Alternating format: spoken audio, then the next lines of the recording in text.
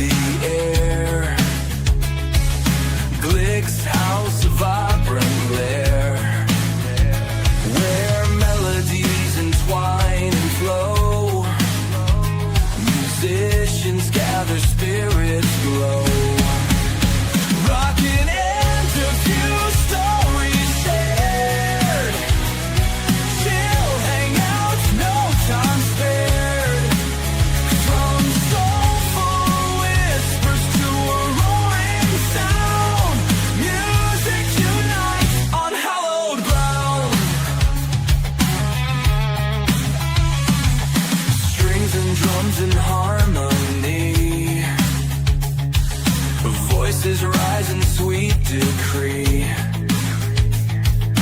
Jawless blend of sonic art, touching souls, a brand new start. Rockin' interview, stories shared.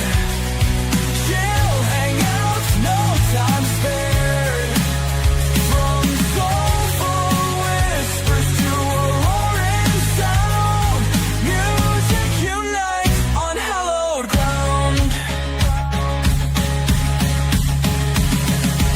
All things music, a vibrant call for one and all to give their all in this sanctuary where dreams ignite.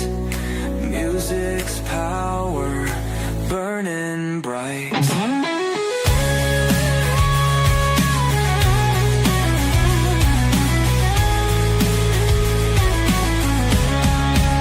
Rockin' interview, stories shared. Chill hangouts, no time spared. From soulful whispers to a roaring sound, music unites on hallowed ground. Glick house of music, a place to be for every heart, wild and free. Music's embrace, forever strong, a symphony of life all night long.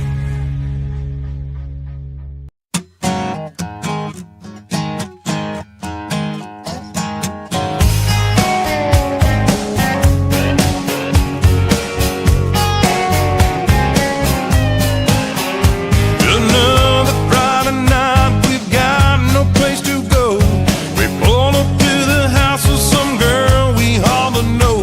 Cars up on the sidewalk, cars up on the lawn. Just listen to that music, there's something going on. Looks like a party. Looks like we got here right on time. Everybody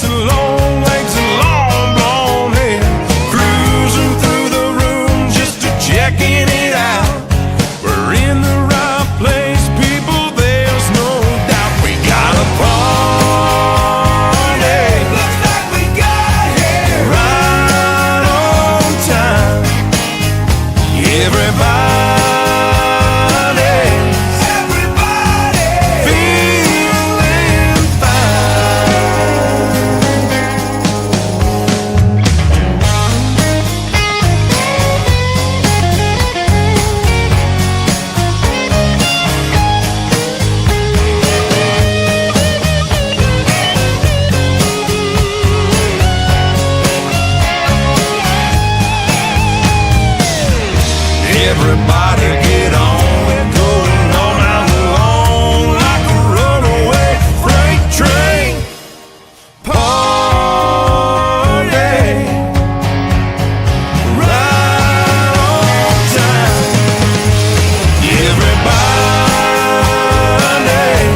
Everybody feeling fine.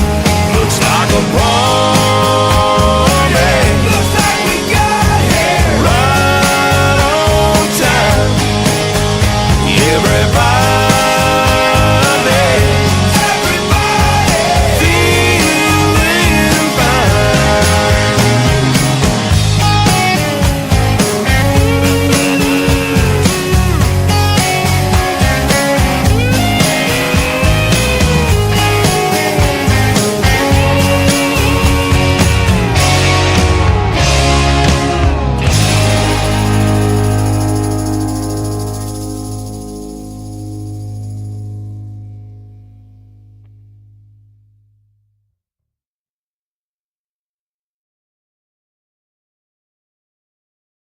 What's going on, guys?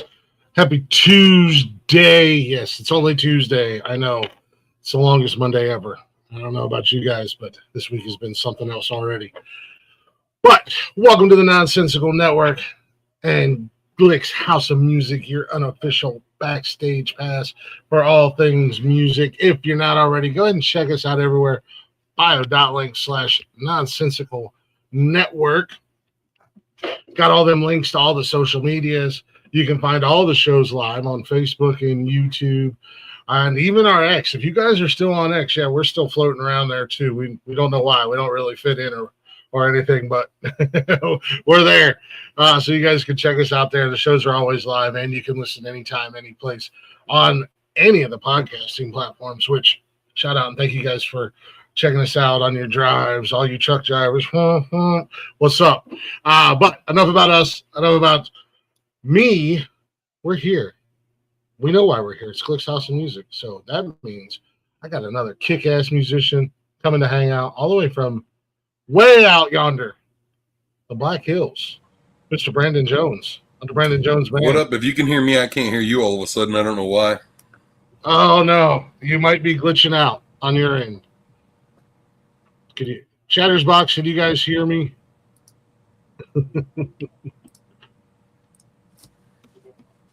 Might be on your end. Try to refresh. Here we go. I'll just put it in the chat. Hold on a second. Maybe.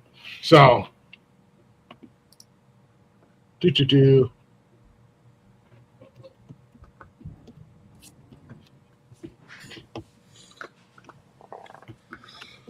There we go. I always forget about that chat there.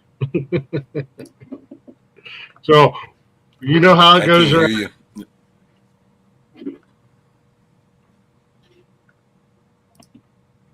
Okay,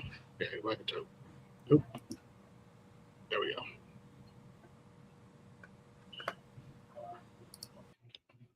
Might have to. There we go. It wouldn't. What's going on, Chris Technician? What's going on, Daniel? I appreciate you guys being in the chat. Thank you, Chris. I appreciate that. It wouldn't be Nonsensical Network without some technical difficulties. It happens. It's okay. You know, we roll with the punches. It is a live show. Unfortunately, we can't control what happens. That. Add to stage. There we go. Money. That's money. Man, I did the most amazing intro you'll ever hear, and it's no. It looked hype. It looked hype as hell. I was like, yeah, let's go. This sounds great. I don't know what he's saying, but sounds good. Oh, that's awesome. Don't worry about it. It is all part of this network. We're built on technical difficulties. Usually it's on my end. Yeah. So. No, that was probably me. So, but no, welcome to the show, man. Definitely appreciate you taking a little bit of time and coming and hanging out with me.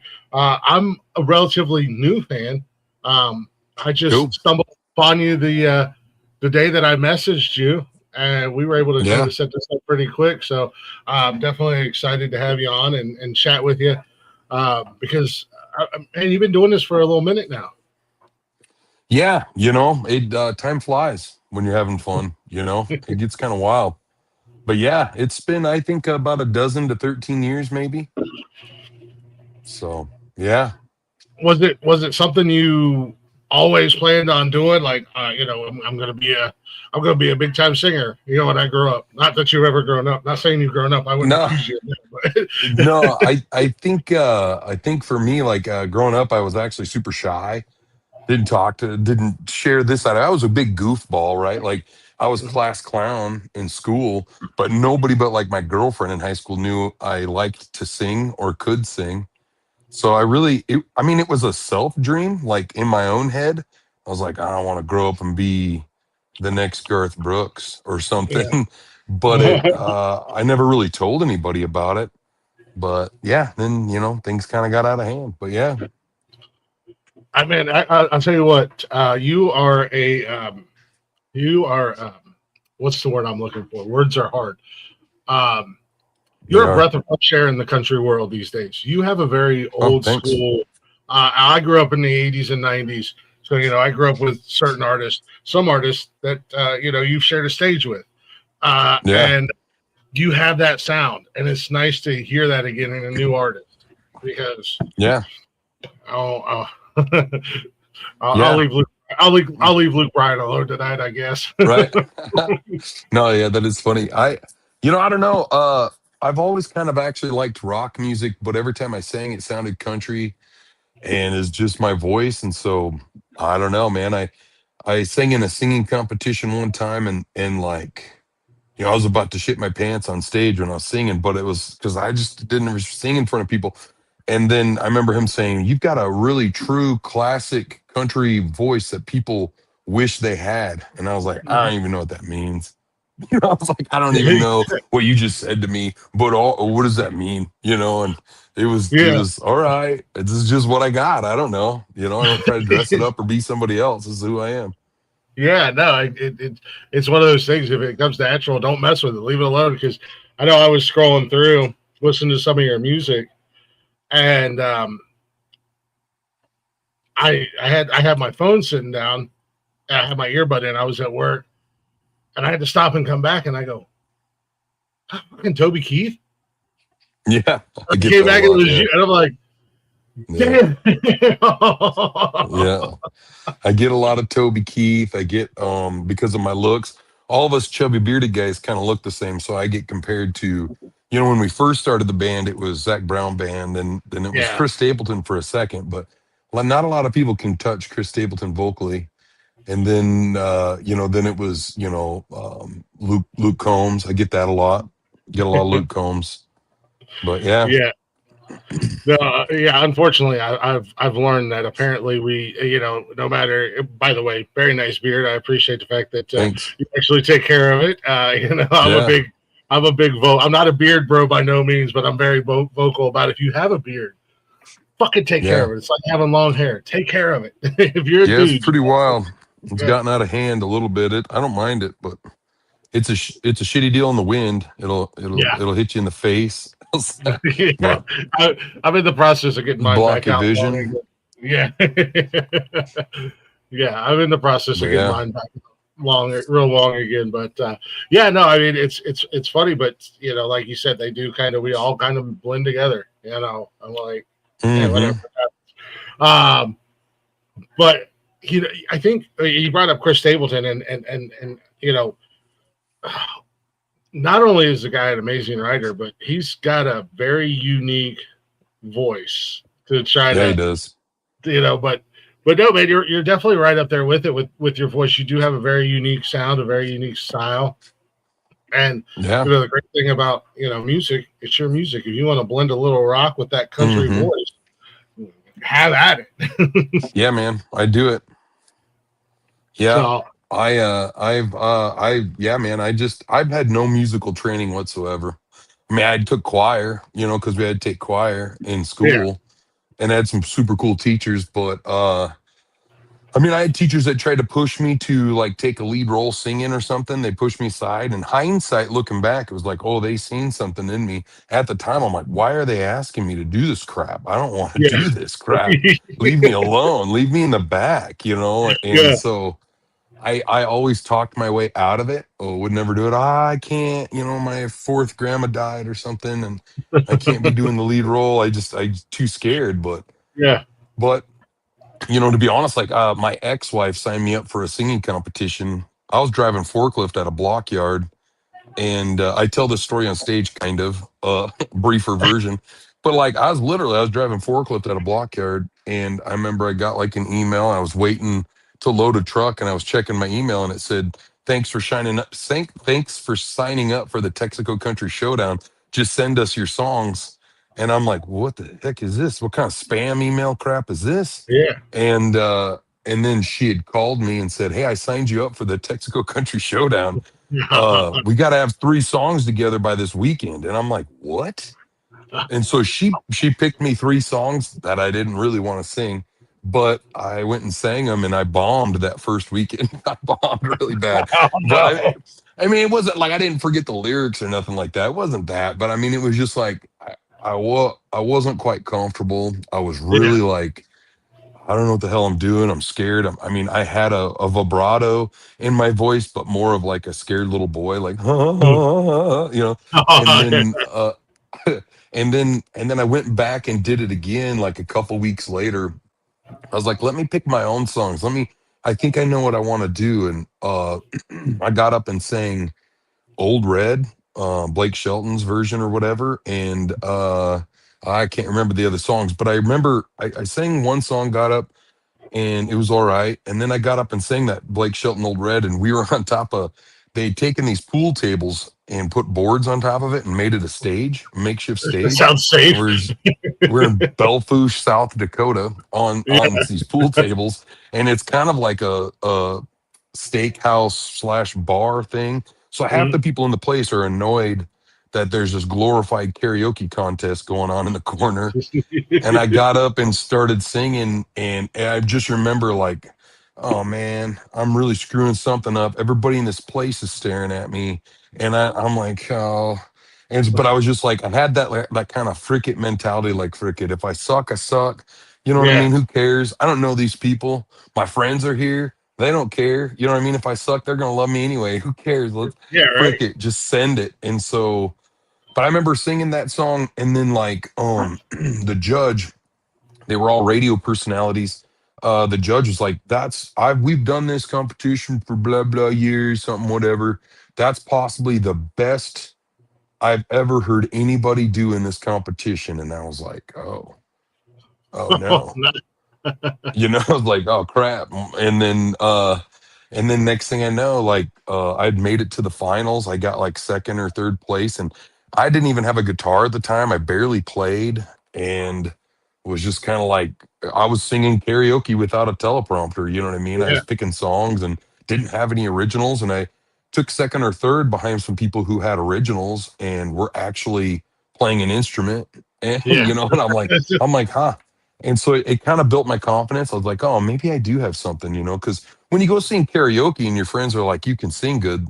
I'm like, yeah, you're Yeah. supposed to say that. You're my friend. So I'm like, I didn't know. I didn't know, but yeah.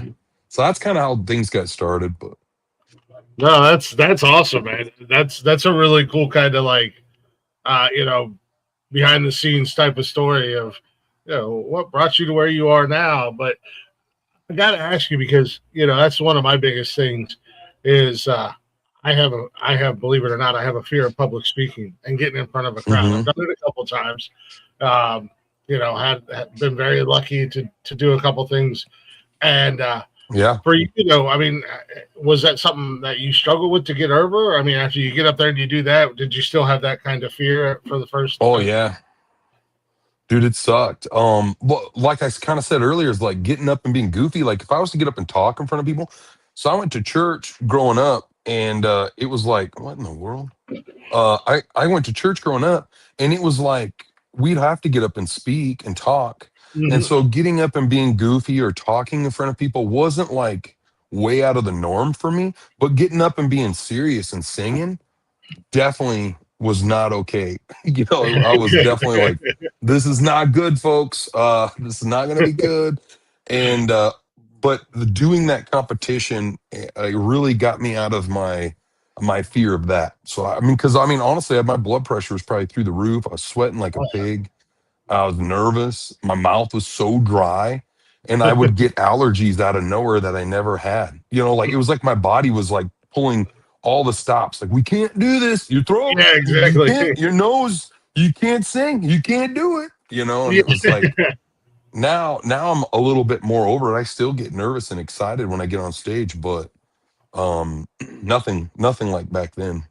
Oh man, I know exactly what you're talking about.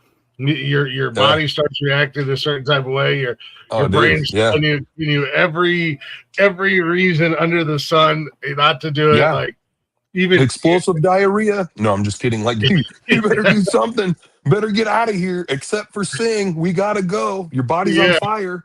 yeah, Feel like no, Ricky Bobby. I'm on yeah. fire. No, I had to. I opened my big fat mouth about a year and a half or so ago, and it was a joke, and I didn't think it was going to happen, but I wound up emceeing for a former guest of this show. They did cool. they did a charity event for veterans, and like 2 hours before, I'm just soaked. You know, their manager, Dude, she goes, yeah. she's like cutting the sleeves off, and like Mhm. a few minutes before, I'm sitting there and I'm on the back on the stage, and my legs going 100 miles an hour, and I'm like, I can't do this. And I talked to the lead. I said, get back out of this. He's like, here, just take a drink of this and you'll be fine. And handed me the mason jar, and I was like, all right. He's like, just be yourself. I'm like, all right, screw it. So I went out there, but yeah, man, you know, it's and I mean, I would love to do it again, but at the same time, I don't want anything to do with this. So shout out to you guys who are the performers, and just allow me to sit behind my camera and you know, do my thing and support you guys and come out and see you when I can and all that. There's nothing hyper than emceeing a crowd. I've had the opportunity to do that quite a bit as well, where like maybe we're the opener for the opener early on, and they're like, Brandon, you got a good personality, you want to stick around and just MC this thing? And I'm like, no, but I will. Freaking, you know, because I'm like, I wanted to stick around, meet the artist, or you know, just do whatever. But yeah, and so it's cool to have done it and get out there and get hype up the crowd. It's like freaking but sometimes that's my mentality. I'll just be like, you know what? Who gives a shit? If I mess this up, sorry. I don't know, you shouldn't have asked me to do it. I'm not an MC. You know, you heard me sing. You know what I do best. Yeah, it's not my job. What are you doing? Yeah. No, it is. There is something to be said that if you can get a crowd hyped up. But speaking of the crowd and your energy on stage, what do you guys? You know, you've got a whole band behind you, and I don't want to leave those guys out. Definitely want to talk about them at some point. But for you personally, what do you like on stage? Well, what am I like on stage? Are you like all over the place, kind of like, you know? Yeah, I try to get all over, and I think that's just natural. Being on stage became one of the more natural things for me. It was weird, you know, once I kind of got over that fear, like all that childhood, man, I used to sing in my bedroom and perform to nobody forever, and like nobody knew. One night my dad busted me, but other than that, like I honestly was like, I'm dancing to songs, like I'm moving in my bedroom in my underwear, usually, just for anybody who wants to visualize that. And you're welcome. But so then I think once I started actually performing, I think all of that kind of came out, that natural ability to want to dance. I just want everybody to have fun and you know, like I'm having fun. I'm living out a dream to be on stage. And even if there's 10 people in the crowd or 5,000 or 10,000, I'm having a freaking time of my life. I get to do this. And so just my natural ability is to dance and perform and talk to people. And I just go up there and be myself. I'm not faking it. There's no like, you know, I hate, you know, there's been times it's like, hey, we need to talk about this and we need to do this and we need to say these things. I'm like, yeah, it might happen. I don't know. You know, we'll see. I don't know. I don't even know it's coming out of my mouth half the time, you know? So I'm like, I don't know, dude. I just want to have some fun and do it. But no, you mentioned my band, and I've had quite a few different band members throughout the years, but I've been very fortunate, especially in my area, because we got a great music scene up here, but it's not like a huge city, you know, like a Minneapolis or even like a Nashville or down in Texas, where there's just a ton of musicians that you could just grab and travel. When we were local and just played local all the time, there was a ton of people that wanted to be a part of the band locally because we were drawing a good crowd. They wanted to be a part of that. As soon as we started being gone for the weekend, it kind of cut out a lot of people. A lot of the guys that were in my band early on were church band members, like they played at a church. And so they had to be to church at like 6 a.m. on Sunday, and we'd be 7 hours away. And they're like, well, that ain't going to work. Yeah, you get done at 1 or 2 a.m. They can't make 6 a.m. church, you know? So, no, in the band, the lineup I got now is probably one of my better lineups. I feel like there's just a lot that goes into being in a band, you know. I've had really, really good musicians that maybe were probably studio quality musicians, but Oh, wow. doing live stuff, they were like, it was boring for them, so they didn't Mhm. enjoy it as much. And then, but then I've had guys that weren't that good, but loved the live performance. And so, you find that balance of people who enjoy it. There's a lot of work involved. You drive 6 or 8 hours, load Yeah, in, sound check, sit around for 5 or 6 hours, play a show, unload your stuff, sleep for 4 hours, drive for six. It's like it's not as you know, it's not as much fun as some would think, but I mean it yeah, is. But you gotta like it. yeah. Yeah, You gotta really enjoy what you're doing. I mean, the grind is real. I mean, a lot of people get this vision in their head, like, oh, I'm gonna be a rock star. I'm gonna, this is gonna. I'm yeah, gonna have roadies and a private bus and jets, and they don't women. realize that there's a lot of work that goes into all Yeah, that before you get there. dude. There is a lot of work, and we're definitely in the. Every time I think I'm like, oh, we're at a different level now of grinding it out. Like we're gonna. This is where we get some roadies, Yeah. and it's like, no, no, it's not. We just work harder, a little sleep less. That's all there is. Dang it, Yeah. shoot, This is the real rock star dream that Yeah, nobody tells my you about. dream. My dream is having somebody who drives the freaking bus. You know what I Yeah. mean? Instead of me, I'm like, dude, that'd be sick. Yeah, But right. it'd be cool to take a nap instead of just drive while the band sleeps. But yeah, Yeah, exactly. No, that start small. We need a driver. yep, yep. We hired a driver one time. It worked. We played a show just north of Sturgis, South Dakota, and then we had to load in and sound check for a wedding down in the mountains by Denver, Colorado. So we were like, well, that ain't gonna work. We definitely need somebody to drive us because I'm not gonna stay up for 40 hours, Yeah, and so we had to do drives down there. It went great, but it wasn't something that we could A, afford, or B, think of having all the time, or yeah. but it'd be nice. It'd be nice. Yeah, those long drives, they don't sound too bad until you're, you know, a couple hours into an 8 hour drive after you've done already done a whole day's worth of Yeah. loading and sound checks and performing and loading back up, and then you're back on the road. You're like, God, this is miserable. Yeah.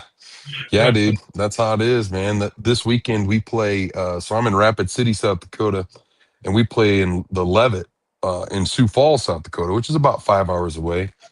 And then and we're a headliner, so that's dope. And then we'll stay the night. We got all day to chill, and we got to make it to Mitchell, South Dakota, which is only like a couple hours, so it'll be really lax. Yeah, But as soon as that show's over, we're just gonna jet home, and yeah, so we'll get done playing at 1:32 in the morning, and then just drive home, which is 4 hours.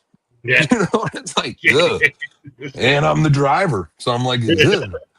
But we've done it a couple times. It's like frick it, let's just get home. Yeah, it's just I think and that kind of with anything you reach a certain point, even if you're like on vacation. And I love to drive. Hmm. I'm not. Same. I don't fly anywhere. I'm terrified of heights, terrified of flying. Never done it. I don't know that I ever will. I'll drive. I love it. I love long road trips, but there's that feeling when you know that you're heading home and you don't Yeah. want to stop. You just want Yep. to there. You want to get Just back to your go. own bed, your own house, put on a Yep. pair of boxers, veg out on the couch. So it's just like, all Yep. right, you get a totally different mindset, when you know Yep. you're heading home. No, Yeah, man, man. looking at your socials, man, you guys, you are a busy guy. Yeah. We try to stay busy. It's a weird balance of, that old school mentality of banger down the road, play as many shows as you can, get in front of as many people as you can. What I suck at is social media. I don't have a strong desire to be on social media, but I'll do it if it naturally. But you got artists that spend all day shooting video and doing things to help their brand, and I really should do a little bit more of that. I just suck at it. Yeah. More so Well, it's the that's the desire. that's the unfortunate thing, man. In today's world that we live in, as an entertainer, whether you're a musician, comedian, podcaster, streamer, whatever you want to call yourself, that damn social media is a necessary evil. It's what it is. and thank God that we do a lot of shows here with guests, because that's about the extent that I have time for, just throwing up promotional stuff. I would love to. Yeah. I have everything set back, and I would love to clip audio, but man, it's a lot of work. Dude, it is. It's a lot, and I work. So like my band, we have a management a little bit in their Home Slice Media group, so they have people who do all that stuff, but they don't necessarily have the time to sit there and do it for us all the time. Yeah. You know what I mean? They do it. They have they own radio stations, and they do take over websites and stuff like that. So they're busy doing like real work that makes them money. And then Yeah. and they're like, if we got time, we'll do some stuff for Brandon too, which is understandable. And Yeah. really, a lot of it I should be doing it myself anyway, but it's just not as easy as one would seem. But yeah, Yeah. and It I'm sounds married, I like, got kids and stuff, yeah. so it's like that's a priority.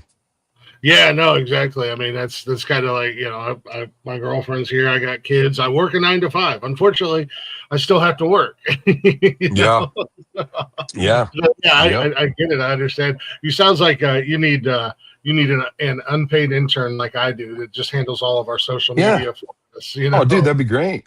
Yeah, somebody who just has the desire to do something stupid like that and Yeah, not get paid or something. yeah. Right. Yeah, that'd be great. If you come in now, maybe down the road you can get paid. But Yeah, yeah, yeah.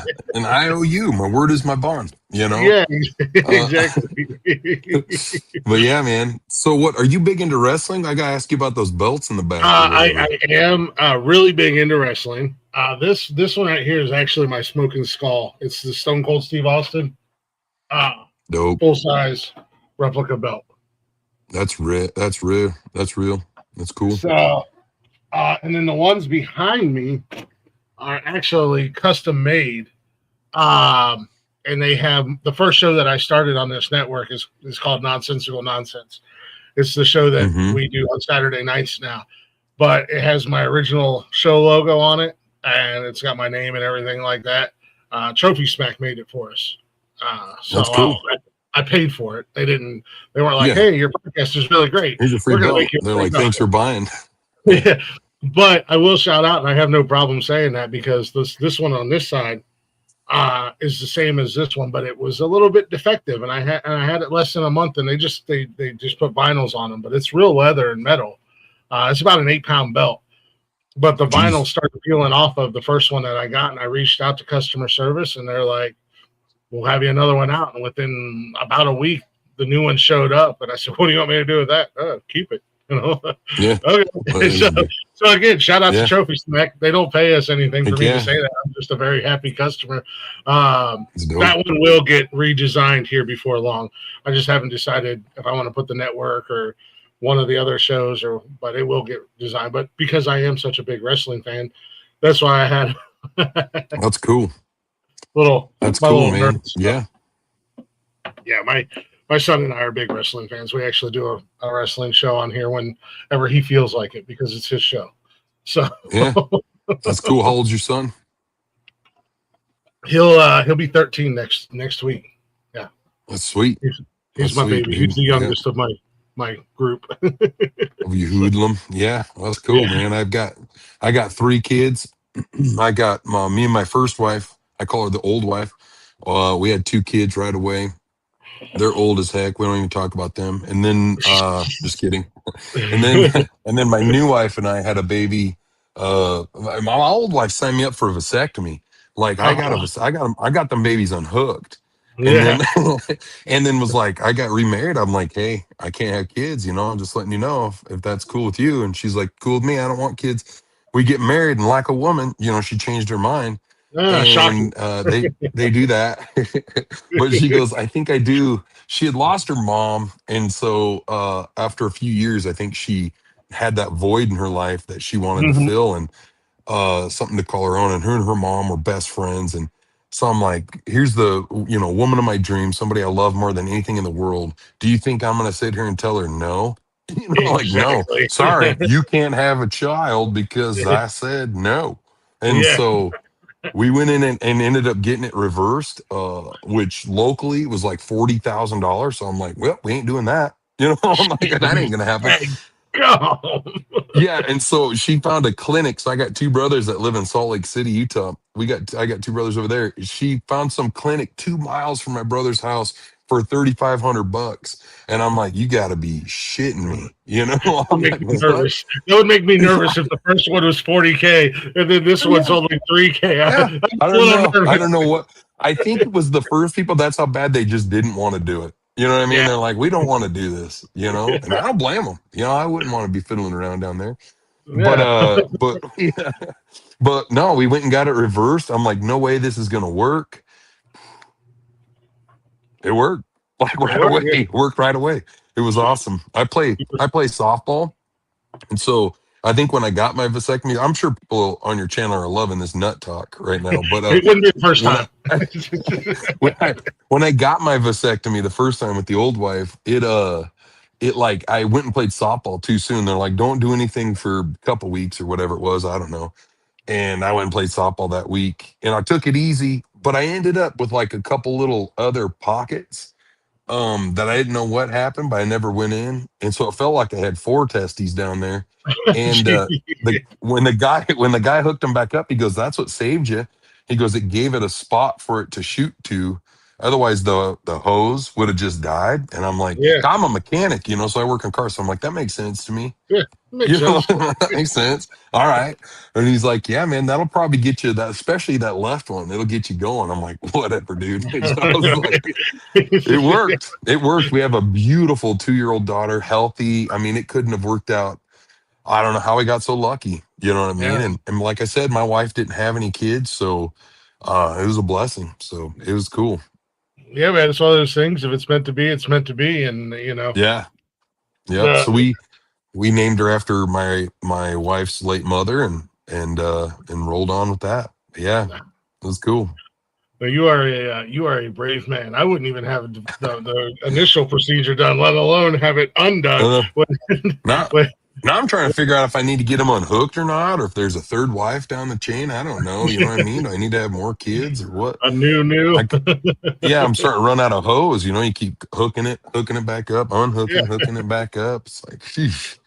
No, But what do you do? after my ex-wife and I had our third one, we had that conversation. I'm like, it'd be a whole hell of a lot easier if you're the one that got fixed because they're already going to be in there anyways. So she had C-section with all three of our kids. I was like, they're Oh, yeah. already there. It'd be a whole hell of a lot easier for you to do it. Yeah. No. It definitely was on my end. It was definitely easier. They were all natural births. I don't know how I got lucky, but yeah, they just women are wild, dude. I say this at all my shows. So I wrote a song.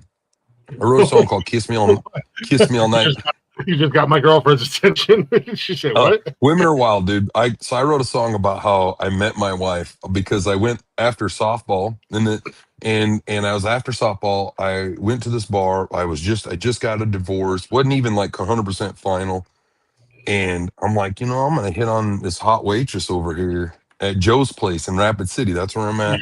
I'm gonna hit on this hot waitress who I've always kind of liked because we played at that bar. My band played there. Mhm. And I'm like, I've always thought she was pretty hot. So now I can actually do something about it.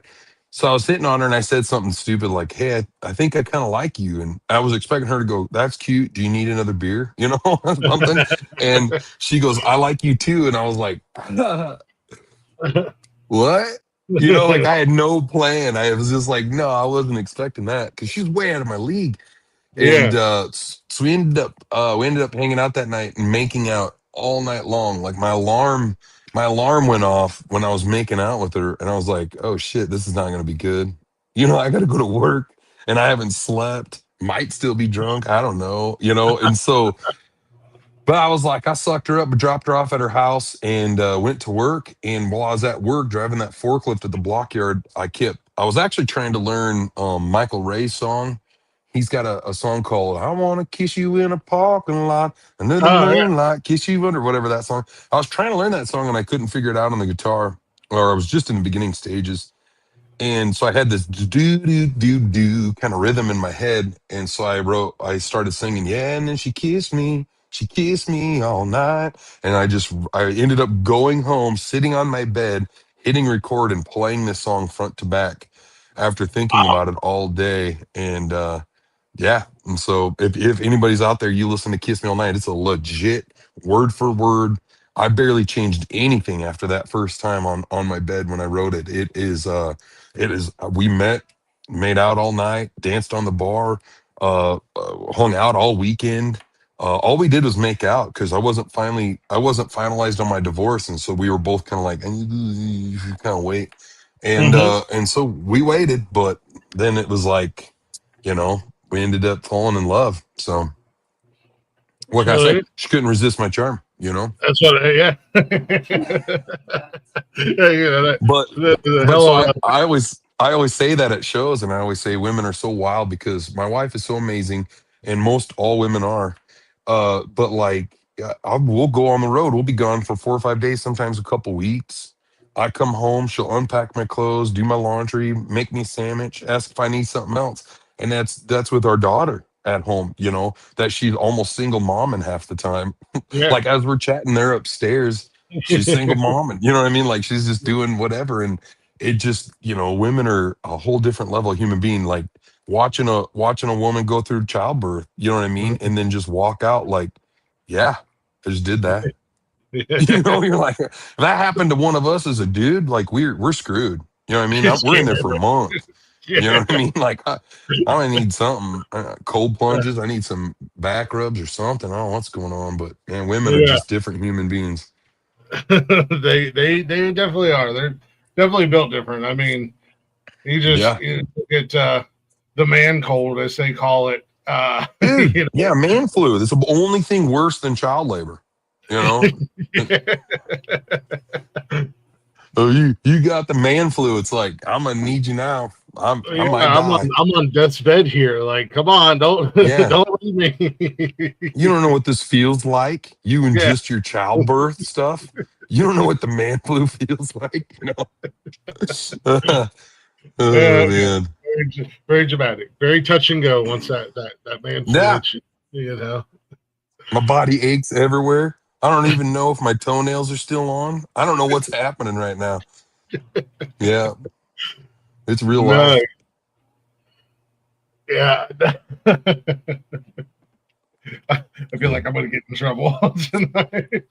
Yeah, that'll happen. You know, those women, they get real. They get mad at you no matter what you say. No, but I No, try to give them shout outs all I can. My wife is honestly amazing. She takes such good. And even guys, my old wife, I always shout out to my old wife on stage too. I'm like, boy, if you're going to have an ex, you know, like she signed me up. This is her fault. She signed me up for a yeah, singing competition. You know, without her, I wouldn't be doing this stuff. And yeah, you so would I be always give doing her a what you're shout doing. out. She's pretty cool. You know, she's a great mom to my older two kids. She's a very uh, uh, great young lady. She does a great job. But yeah, she's great. No, that's cool that you guys still get along. And that's my ex-wife and I have a unique relationship because we still get along great. I mean, Yeah. we got the kids. My oldest one's 21, but I've got a 17-year Uh, old and a 13-year-old. But you know, we get along great. Everything is always about the kids. Yeah, does she drive me crazy at yep. times? There've been times where it's been like this has been a whole lot cheaper if you just accidentally walked in front of a bus. But yes, Yeah. I'm sure she's felt the same about me at sometimes. But no, it's cool that you guys still have a healthy As good as relationship. we can. As good as we can. I think I made a decision when we were getting divorced. We were all both pretty worked up, you know, and we did a pretty good job of making it about the kids and trying to do the best. And I was like, you know, I could spend all my nights hating her or being mad about it or mad about something or whatever, but it ain't gonna do nothing. It ain't gonna bring her back. I don't even know if I want that. It ain't Mhm. gonna, you know, I was like, why do I don't want to waste space in my brain hating this girl who I loved more than anything at one time. You know what I mean? Yeah. Like, and so if I feel like a lot of times when you break up with somebody, it's like society or your friends are like, you hate her, don't you? And then you're like, No, I don't, Yeah. yeah, or what? I don't know, frick, you know. And so, but I was just like, you know what? I'm not gonna hate her. I'm gonna respect her. It's the mother of my older children, you know, and I don't hate that. You know, am I mad sometimes selfishly? Yeah, you know, but I think I can be an adult. I do my Yeah. best. No, exactly. But I think yeah, that's it's the biggest thing. Like when it comes to like breakups and stuff like that, you're automatically supposed to hate the other person, and it's like, Yeah.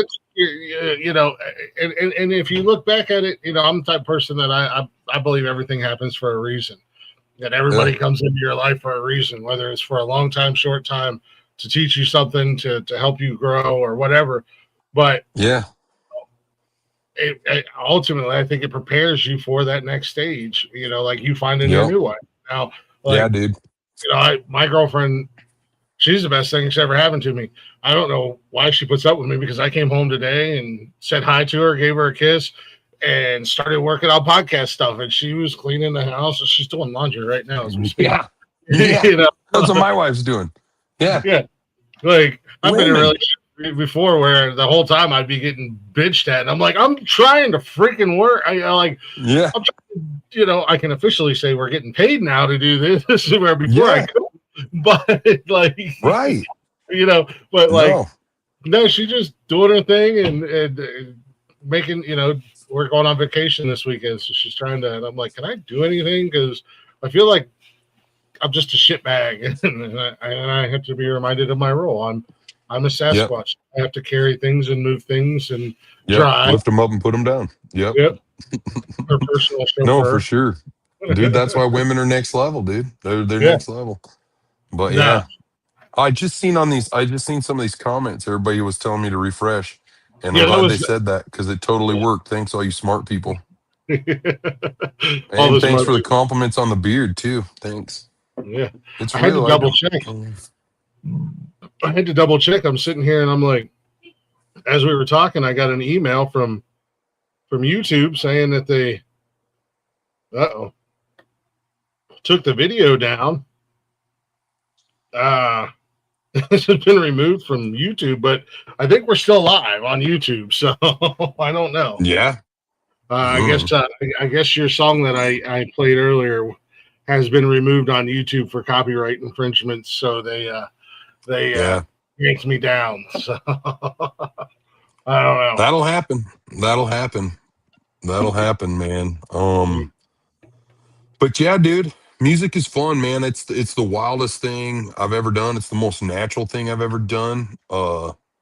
It's like being on the road. I miss being at home. Being at home, I miss being on the road. And it's like, you know, when you find something that you like, you'll never work another day in your life. They say that crap all the Yeah, time. And I don't really necessarily feel that way. I still feel like it's a lot of work, but at the same token, I enjoy it.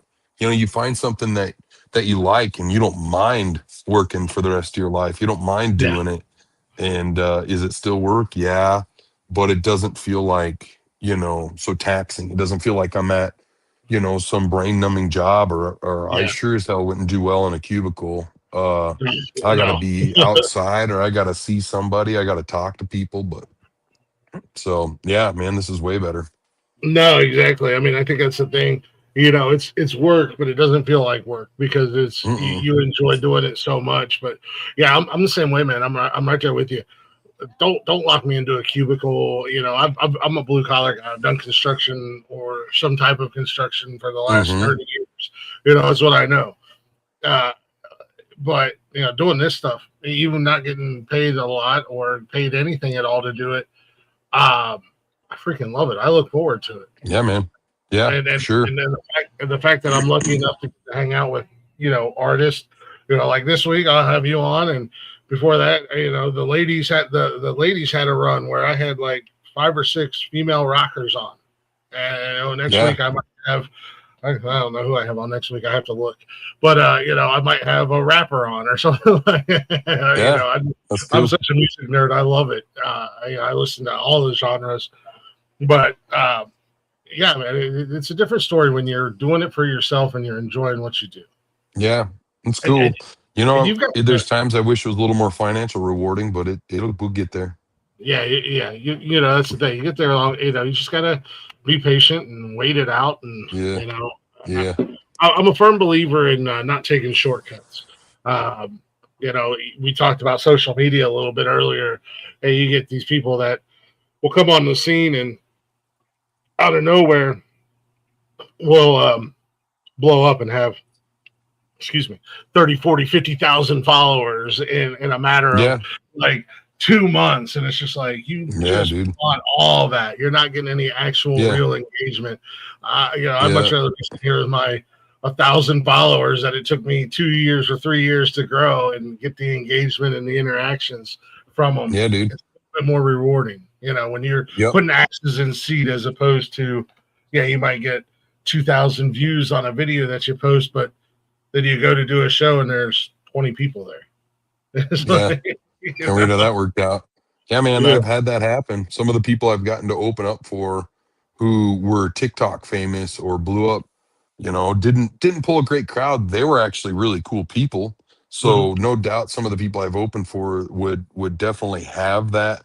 They might have that success, but yeah, I mean, it's wild.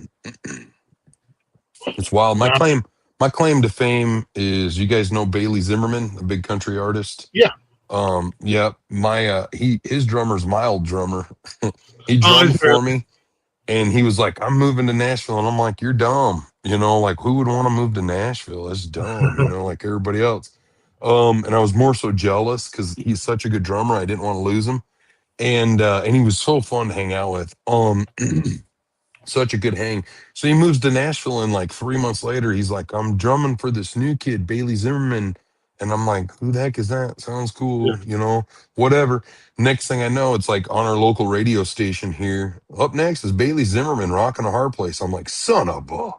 And then I started getting Snapchats of him on private jets and tour buses. I'm like, you mother lover. And now they're all, they're just all over, Yeah. And so Max, he's a cool dude, but yeah, I'm like, he was once with me, that was cool. You were my drummer. Have you ever thought about? Yeah, have you ever thought about, if that would be a good move for you to do the Nashville or even the Texas thing? I know, like Austin and. I would love to go down there and play. I don't think I've never had the desire to live there. It's not really my scene. But I mean, my first EP I recorded down there with Mills Logan. And Mills Logan he did a lot of work with Toby Keith. He actually, I think, worked on Luke Bryan's first album, and like stuff like that. So he's a Grammy award winning dude. So, I was down there, and that was my only time I've ever really been in Nashville. And I was just kind of like, no, like, I don't think I want to come down here and move my family down here for that. But and it's kind of weird. I wouldn't mind the Texas scene. I wouldn't mind going down there. I like red dirt country, for the most part. But I think that scene down there is a little bit more like real or natural. You know what I mean? Like, go play your originals. Up here in the upper Midwest or wherever we're at, a lot of people just want covers. And so, like, a lot of times we will still, to this day, a lot play like 3-hour shows, 4-hour shows of, and we have originals, obviously, but we don't have a 4-hour show worth of originals. And so, and nobody would want to hear that anyway. But up here, they want to hear covers. They want to hear Should Have Been a Cowboy. They want to hear Wagon Wheel, which we don't play that, but they wanted to, they want to hear all the Johnny Cash's and the same old great songs that they just heard another band play. And it's a lot like Broadway in Nashville. And nothing against those guys, because there's some cats that play on Broadway every day, all day, that are phenomenal musicians, vocalists, guitarists, bass players, drummers, whatever. And I can't touch that. And but I just figured I might as well stay where I'm at, fly down there to record if I can. If not, I've recorded at a buddy studio here too, Cottonwood Studios here in Rapid City, and now we're kind of in between trying to figure out. We've got 3 songs or more. I actually got up to about 20 songs I'm trying to record and release, and trying to figure out the best path for that is kind of where we're at, and financially be able to afford it. I don't want to put out mediocre recordings. I want to put out good studio quality recordings, and if I've got to pay a lot for that, it just kind of slows the process down, but I'll have to do it. No, exactly, and that's the thing. I mean, you and a lot of bands, they have to or artists have to make this decision. Do you want to be known as an artist, or do you want to be known as a cover band, where that's all you do? And I've had a lot of guests on from the Nashville area, and most of them have said, as a musician down here, you want to avoid Broadway. I mean, unless that's what you want to do, but Yeah. if you actually be a writer and write your own songs or have your own original Yep. music, nobody wants to hear that down on Broadway. That's not what they're coming to see. No. They're tourists that are drunk and they want to hear, Yep. you They want to they hear want to Sweet Home hear what's on the Alabama. radio, and they want you to sound just like Jelly Roll or Yep. Yep. whoever whoever the case may be. Yeah. But No, for real.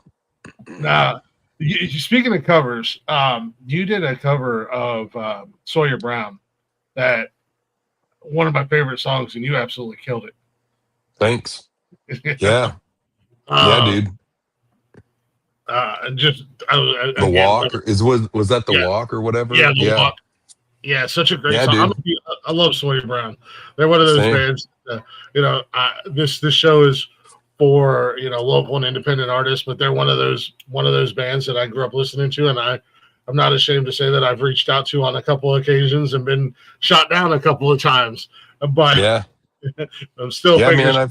one day I'll get them on here. But Wild story for me and Sawyer Brown is like when I was a little kid, they came to town playing a show here, and all of my friends were going to it. And we didn't grow up with a lot of money. We weren't like broke, but we didn't have money to like go to concerts and stuff like that. And so like I remember all my friends were going to see Sawyer Brown. I was pissed because I couldn't go. And sorry, my dogs are fighting. Hey, go on, get. But anyway, I was pissed because I couldn't go to the Sawyer Brown concert. I was bummed we didn't have any money, and all my friends went. They talked about how cool it was, all the Sawyer Brown songs. I'm like, man. Fast forward, I get in this band, and we're starting to play cool shows. And Deadwood, South Dakota calls, and they're like, hey, we want you to open for one of the acts we don't have yet, but we want you to be the opener for Wild Bill Days. And we're like, all right, yeah, that sounds cool, dude. I've seen Wild Bill Days. That sounds fun. yeah, And so we go, all of a sudden they get a hold of us and they're like, it's Sawyer Brown. And I'm like, what? Like, no way. Because I grew up like I knew all their songs, and I'm like, no freaking way. And so we got to open up for Sawyer Brown. I remember thinking right before we went on stage, like, wow, that little kid thought of me came back of when I couldn't go to their concert, yeah, and now I'm opening for them. It was like, whoa, it's a trip. And they were the nicest dudes. They were all really cool, super nice guys, sat and chat with us for a while, real down to earth, normal, just nice guys. And I've been fortunate to be able to open for them maybe 2 or 3 times now. And every time, I mean, just an amazing show, and so, naturally when I covered their song and put it on YouTube, it was like, one, it was Father's Day. My dad's kind of got early onset dementia, and so it was just, it was emotional to try to sing that song and think of my dad and how great that song is. And when they play it live, you know what I mean? It's hard not to get emotional when they do it live, Yeah, no, absolutely. And it is such a great song. And that's cool that you kind of come all the way full circle. Yeah. From not being able to go cool. to now, things when you reach out to those old friends and go, hey, remember when you guys got to go see them? Yeah. Here's my picture with them. Yeah. I'm opening with them. I'm going to hang out with the guys. Yeah. So, yeah, dude. And they were just so cool, and I've been fortunate to open up for some people that like I thought were going to be complete douchebags, and they weren't. They were pretty dope. Like Dustin Lynch, he was. I just didn't know what to expect. I'm like, here's a pop country guy, and I liked his earlier music. I like his music now. It's all right. And we opened up for him up in North Dakota. He was super cool. We used to travel around in this 2001 Mini Winnie motorhome. It was like a 27-footer, and I had to reinforce the frame, beef up the suspension so I could pull our 20-foot trailer, because it just wasn't made for that, and it probably still wasn't made for that. Anyway, there we are. I think I put a picture, like if anybody scrolls back long enough, or even on TikTok or something, where It's my Mini Winnie and their two tour buses. It was funny as hell. Because it's all rotten and stuff. It looked like crap. But anyway, but I was up selling merch and I'm peddling my own merch and selling the crap out of it. And all of a sudden my phone starts blowing up and I'm like, what's going on? So I look at my phone and the band's like, Dustin Lynch is in the Mini Winnie. Dustin Lynch is in the Mini Winnie. He came over and sat in it and chatted with everybody. It was just like super cool. He's like, where's that Brandon guy at? They're like, oh, he's selling merch. He's like, well, tell him to come and say hi when he gets done, and Yeah. just a super cool dude. I mean, way nice. And so, Uh, yeah, that's awesome, and those are the kind of stories I like to hear. When you yeah, meet somebody that's big or bigger, they've kind of yeah, reached it's that level huge. of success where you're hoping to get to one day, and they turn out to be really cool. They're not Yeah. d bags or anything like that. I've never met a complete D bag, but I mean, I've opened for people who just give you no time. You know what I mean? Yeah, And I get it. You know what I mean? I don't get it, but I mean, they, they're whatever their thought is. They're just too busy. And why would they want to come out and say hi to us? You know what I mean? And that's yeah. cool. But then there's people like, um, Parmalee hung out with, invited me on the bus. That was cool. Michael Ray did that. I was hanging out on his bus with like Derek Wolf, who played for the Broncos, and some other a tight end. I don't remember his name. He played for the Packers, and Oh I'm a wow. Vikings fan. But they like these NFL stars were hanging out with them, and they were just all super cool and just like Yeah. normal dudes. They're like, oh yeah, we sing for a living, and oh yeah, we play football for a living. What's the big deal? And you're like, Yeah. well, I don't know. I've only seen you on TV, like so What's the big deal is I'm going to go back to this yeah, mini here. yeah. And I'm gonna then come go, Monday yeah. morning, I'm going to be fixing somebody's broke down minivan. Exactly, yeah, exactly. Yeah, dude. I'm What's the sorry. big Yeah, this deal? is kind of a big deal. Yeah. Yeah. Yeah. Monday morning, you're But going to be waking up in your mansion with a personal yeah, trainer. yeah, And exactly. yeah. A dietitian. I'm over here eating freaking gas station chuck wagons, like what's going on? But yeah, dude, it's wild. There's ups and downs, that's for sure. Have you ever had that moment, getting to open for all these different acts and being around them? Have you ever had that moment like, yeah, finally we made it, and then have that kind of Yeah, I've had moments of like wow, we made it. We made it's probably not how I was feeling, but all right, now it's really gonna catch on. Here we go. Like yeah, now that I've done this, like we got asked to go play at the Buffalo Chip, and kind of open up for John Party, and it was like, I was like, people are gonna see us. This is gonna happen. This is the turning point. John Party's twice my height. You know what I yeah, mean? But he's not, but I mean, he's got 8 or 10 inches on me. He's a huge yeah, dude. And I was like, I've always looked up to him. No, but I'm like, this is gonna be so cool. And that was another really cool dude but then, you do that. Sure, some things change, but it's not, yeah. it's not a groundbreaking, we made it thing. And there's been a lot of people that were like, hey dude, we want you to open for us anytime we come through this area. And I'm like, I'll, I'll just follow you right now. Yeah, I Like, was wondering where are you going next? why we got to Why, limit it wait, to this year? where are we going?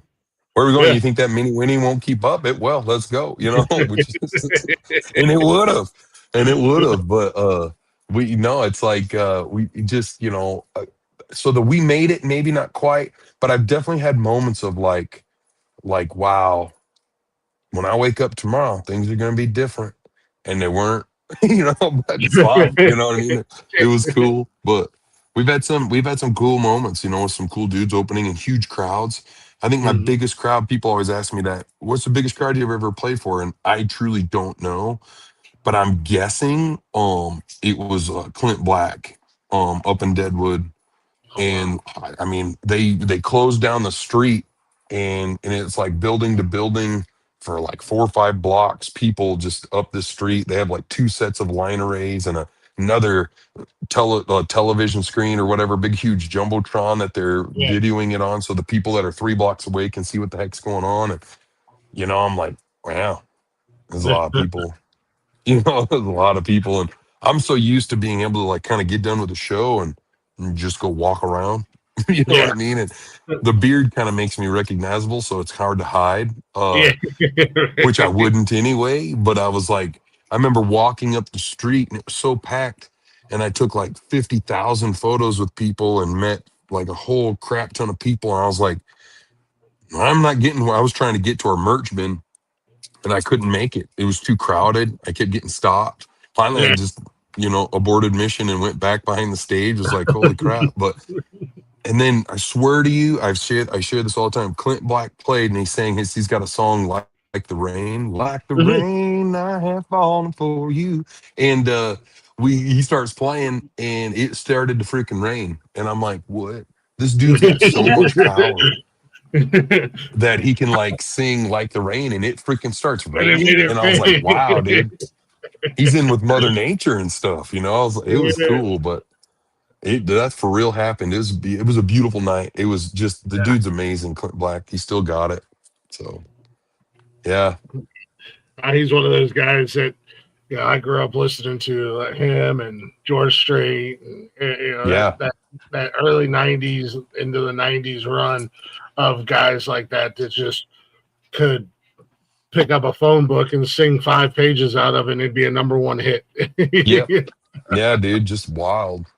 Just wild how, and there's still a lot of them are still that talented, and it's cool, man. It's cool. Some of those guys, and you just hope to be able to kind of fill their shoes and be able to do the same kind of thing, turn some music out. But it's something I try to do is, and I put effort behind it, but I don't try that hard. But it's like I don't want to get stuck in a rut making the same song over and over again, same kind of music. 2, I just want to make music. I don't know where it fits in anybody's genre specific situation. And then 3, it's like it's got to be true or natural or something. Like I've got to have felt this situation. I can't just write about ladybugs because I don't know crap about ladybugs. You know what I mean? But it's like, but I do know, about certain things and things I've lived through, experiences, and it's like that's what I want to write about and record. And if people like it, cool. If they don't, I don't know, man. I think, and I think that we, and I'll say this as a music fan and not a musician. I think that we hit a spot somewhere, maybe early 2000s up till about the last couple years, where musicians, artists, writers, whatever, got lazy and said, I wasn't going to pick on you tonight, Luke Bryan, but I'm going to pick on you, Catfish Charlie. You said you don't want songs to sound every one of his damn songs sound the same, or you have rappers that are out there that they get a hook and that's all they have, a hook and a beat, and then the rest is just trash. But now, I don't know if it's social media. I don't know if you guys have always been out there, but in the last few years, there's a surgence of the local and independent scene. And the real musicians are coming back. You guys that write from the heart, write from the soul. Yeah. And you're not really locking yourselves into, oh, I'm country. Oh, I'm this. Oh, I'm that. I'm a musician. And as a fan, I love it. And maybe I'm just noticing it more because I've been doing this show now for about 2 years. Maybe that's all. Maybe that's what it is. But man, there's so many talented people out there. Why say, even for yourself, why say, oh, I'm a country artist? You might. Yeah, I don't. Yeah, you might. I might really write don't a song know about ladybugs, and it might be a heavy metal song about ladybugs. yeah. No, for real. Yeah. But it's like even in the country version, it's like you got folk country, you've got red dirt country, pop country, bro country, whatever country, and I'm just like, I don't know, man. Here it is. Here I am. Here's my music. Here it is, man. I hope you like it. And probably the coolest song I was able. This just happened this last weekend. So I wrote a song called 14 by 80 with my buddy Clayton who was in my band at the time. Now he's out performing his own music everywhere too. But we wrote the song. I said, I got an idea about this. I grew up in this trailer house in Box Elder, and there was a guy that lived next to us. His name was Ed. He was a really cool dude. In the song, it says, he'd give you the shirt off his back if he could, and that kind of guy. He chewed Copenhagen, but he put like the hugest dip in. And he always was trying to find love, and he finally found this girl. Him and this girl were going to get married, and she was pregnant with his child and everything. And he had a CDL. He really liked the CDL, so he wouldn't drink and drive. And there we had gotten a ton of rain in the Black Hills, and he was giving his buddies a ride, and they were checking bridges on the way home because the water was so high. It was right by the bridges and stuff, or up to that height. And he dropped a buddy off. They turned around and went to leave. We can only assume that they were like, we don't need to check the bridges. We just checked them. Well, the bridge washed out and they rolled over and he died. So I was like, that happened. And then I was like, and then my parents and I graduated high school, we move out, and the neighbor girl, Brandy, and her family moved into that house. And I they were like my best friends, almost like cousins or sister, like really loved them. And they move into the house. Well, my old bedroom catches on fire with a space heater, and they end up losing their daughter in it. And so I was like, I'm like, I got to write this song. I just don't know how to do it. And so he really helped me piece it all together. The house at the end of the road has a story to tell. And so we released that song, a year and a half or so ago. But this last weekend, I come out in my hometown, I'm playing the song. I said that song was about a trailer house I grew up in Box Elder, South Dakota. A lot of people were in town for the 4th of July, and we're the city of presidents. We have a bunch of statues of presidents and Mount Rushmore here and stuff. So a lot of out-of-towners. So they're like, that meant nothing to them. But there was actually part of the family of Brandy and all those guys that I wrote the song about, who I've kind of lost touch with over the years. Were like, are you for real that you lived in that house? I was like, yeah, that was my house. I live here. That's blah, blah, blah. I knew Brandy. I knew Desi. I knew all these people. And they were like, that's my cousin. And that's my family. Like I know them. And I'm like, what?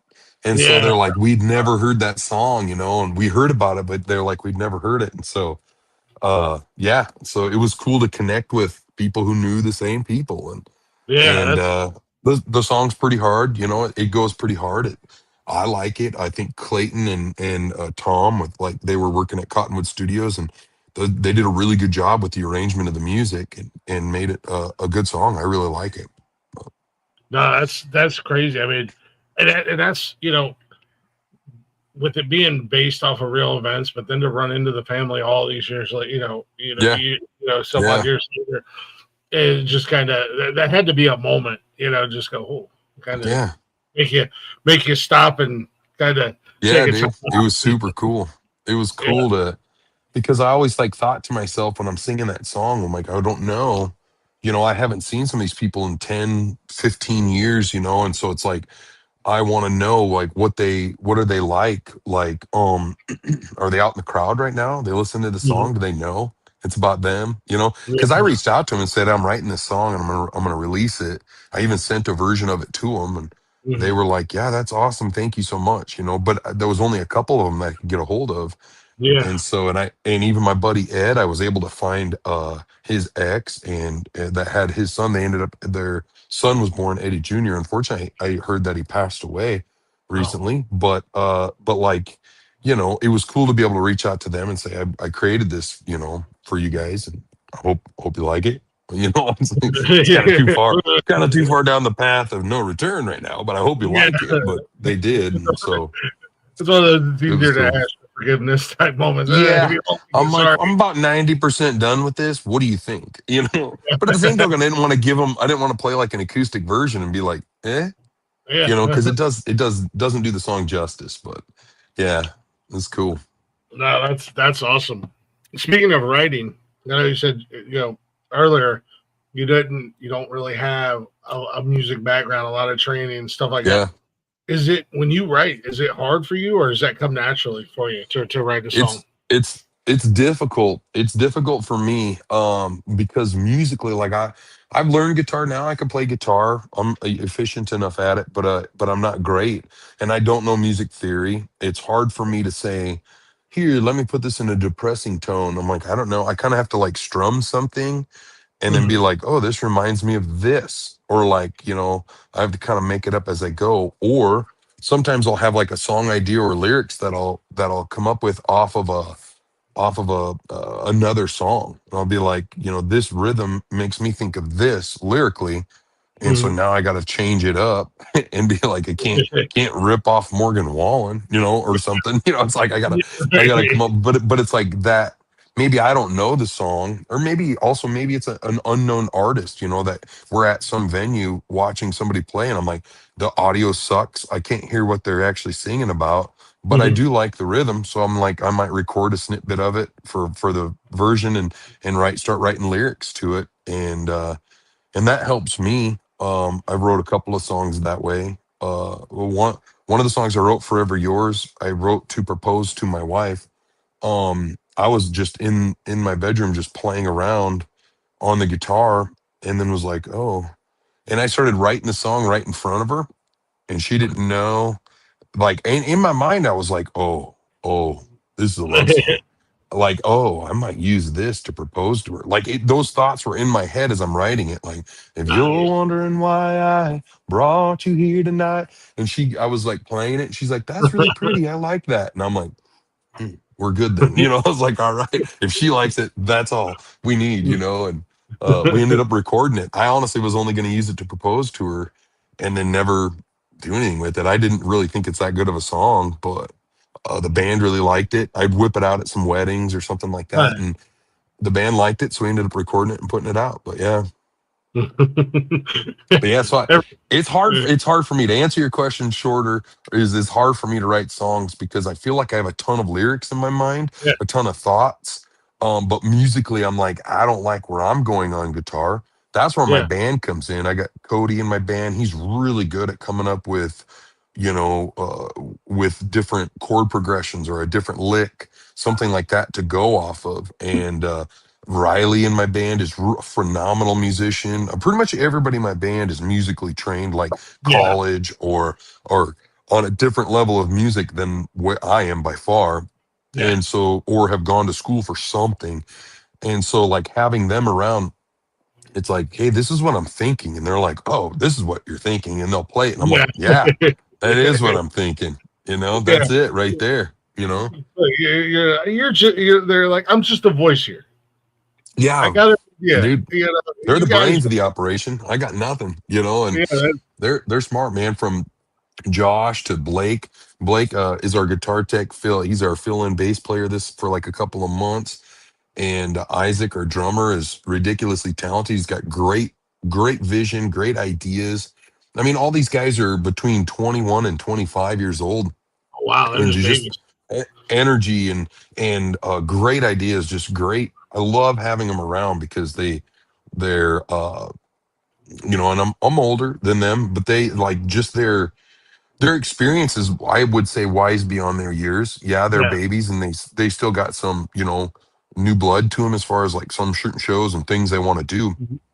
But it's like at the same token, I'm like, don't stop thinking that way. Give me those thoughts, because I mean, Yeah. I was once that kid, and that's how I got to where I am. Is I was just out there, trying stuff on stage and doing stupid Mhm. things and entertaining people. And frick it, I'm gonna go dance on these tables. I don't know if they can hold me. I don't know Well, I if they know. fall down. It'll what a story. Who cares? Yeah, And so right.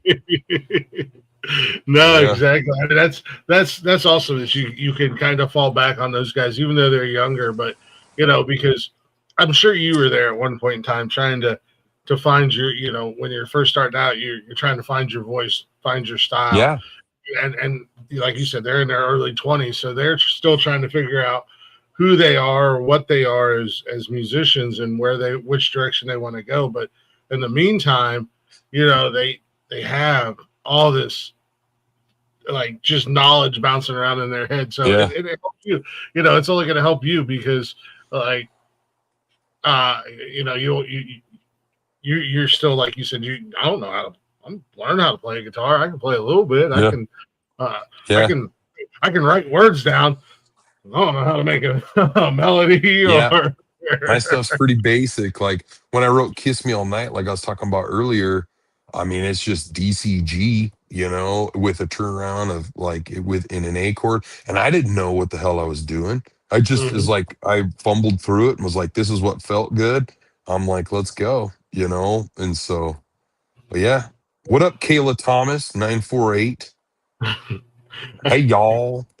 I'll give you a little behind the scenes. That's my girlfriend. But every time you start to sing Oh, a little, yeah. every time you I was start to about sing, to, she stops dead in her tracks. She's like, yeah. oh. Yeah. Well, dude, it's I mean it, man. Women are a different breed, man. But us dudes, we're just chasers. We're just chasing the women. But yeah. I've made it very clear.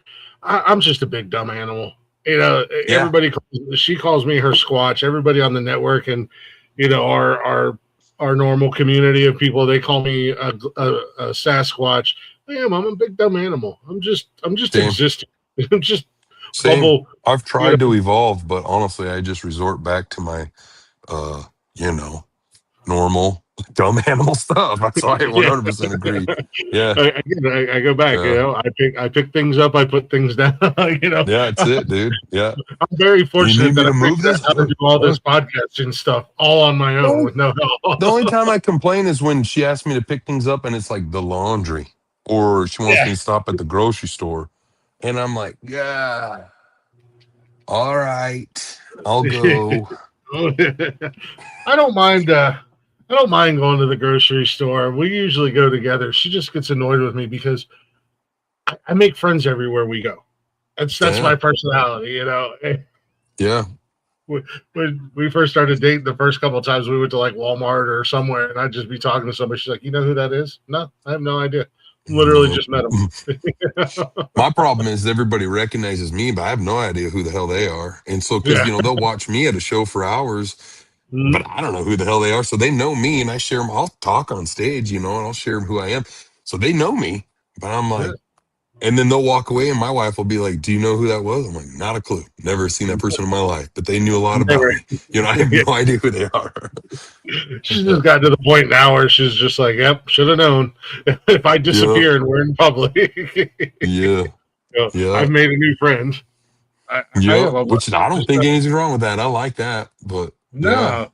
no. Yeah, I'm just I'm just a big dumb animal. People, for some reason, people gravitate towards me. It's like I didn't ask for this. This just kind of Yeah. happened. Just got But lucky. Yeah. that's good for being an entertainer and being a performer like you are. I mean, people, Yeah. it's sometimes you, like you mentioned earlier, sometimes you don't know how somebody's going to be. So if you have Hmm. somebody come off stage and you get done performing, you do an hour, 2 hours, however long, and then you come off stage and people can come up and talk to you. It's like that Yeah. just adds to the experience as a fan. That's a story Yeah. that we get to take home after being there. Oh, went and seen Hmm. Brandon, and then afterwards we had a couple beers together. We sat down and BS for a couple minutes or whatever. We Yeah. took some pictures. That just adds to that. And then they're going to tell their friends, and they're going to go, "Oh, Yep. we should check this Brandon guy out and see what he's all about." Yeah. He's a normal dude. Yeah, man. Because that's that's who I am. If I was to like only come out on stage and sing and Mhm. play a song or two or something, play my songs or whatever, and then go sit back in the bus, that's not who I am. I'm pretending to be a hard ass. I'm not that guy. Like I'm just not. I'm more of a. I want to go out and meet people. And Yeah, I want to talk to you because I don't know. That's who I am. That's what I want to be. And sometimes I get frustrated if I don't get to see or meet. I'll see people and maybe I can connect with on stage, and if I don't get to connect with them actually one on one mhm. after the show or something, and I'm horrible at it because I sell merch. I got merch I try to sell, but I give most of my merch away. I suck at it. It's something I need to get better at. But I Yeah, feel like if I've connected with somebody, I'm like I want them to take a piece of it with them. A yeah. CD or a I'm like, who the hell has CD players anymore? But I t-shirt. We sell thongs with my face on them or my initials that are BJ, and so we just Nice. sell them.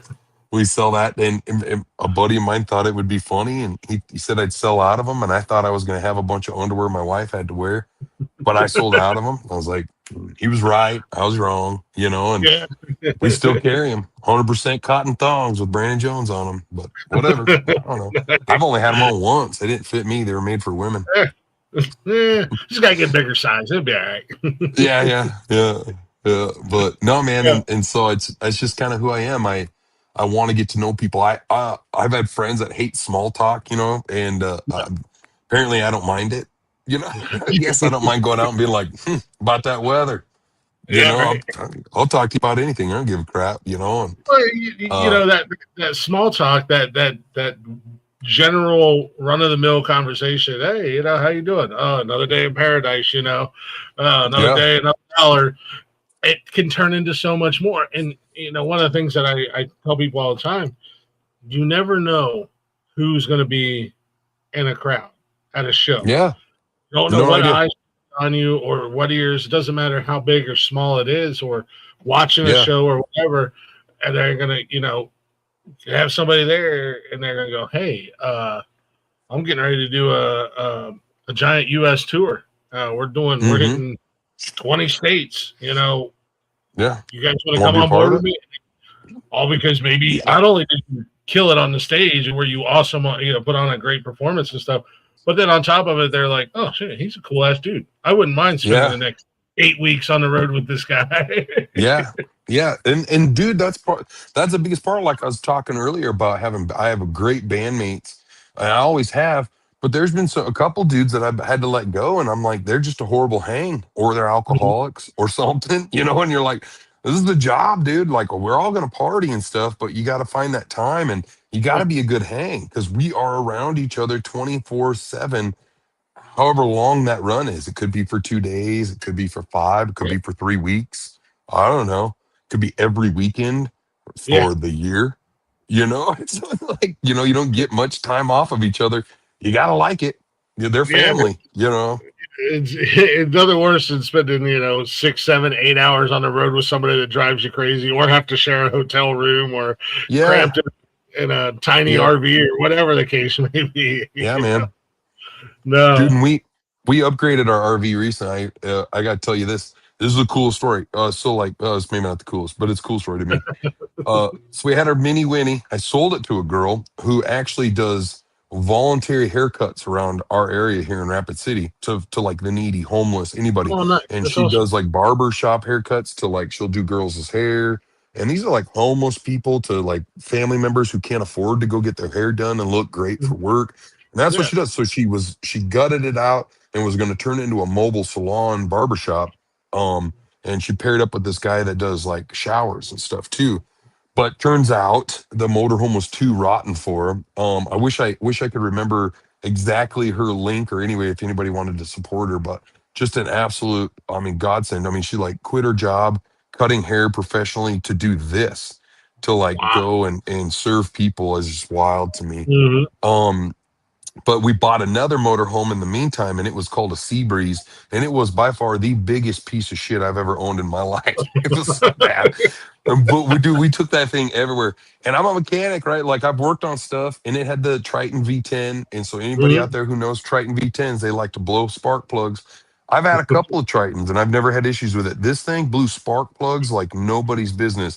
I think I Damn. went through 4 or 5 different cylinders fixing them, and was like, I bet we'll get through all 10, and I didn't, but I ended up selling that one. And that's what I'm telling you, all this to lead up to one time we had our ugly sea breeze at a wedding down in Colorado, and we're in Denver, Colorado, and everybody's kind of making fun of it. I made fun of it, Yeah. and it was cool. It's a good, it deserved it. It's missing part of the bumper, one of the mirrors are broken, and it's like, and that was all done before I got it. And so they're like, I can't believe you drove down here in that. I'm like, heck, I've gone to Oregon and back in that thing. Like that thing, it'll do it. And this guy goes, I should sell you my late father's motorhome. And he starts describing it to me. And I'm like, I can't afford it. Like, I appreciate you, but dude, I can't afford it. And Yeah. so he's like, well, I was like, unless you want to like sponsor a band, you know, which would be really cool if you did that. You sponsored a band, and it'll help them out.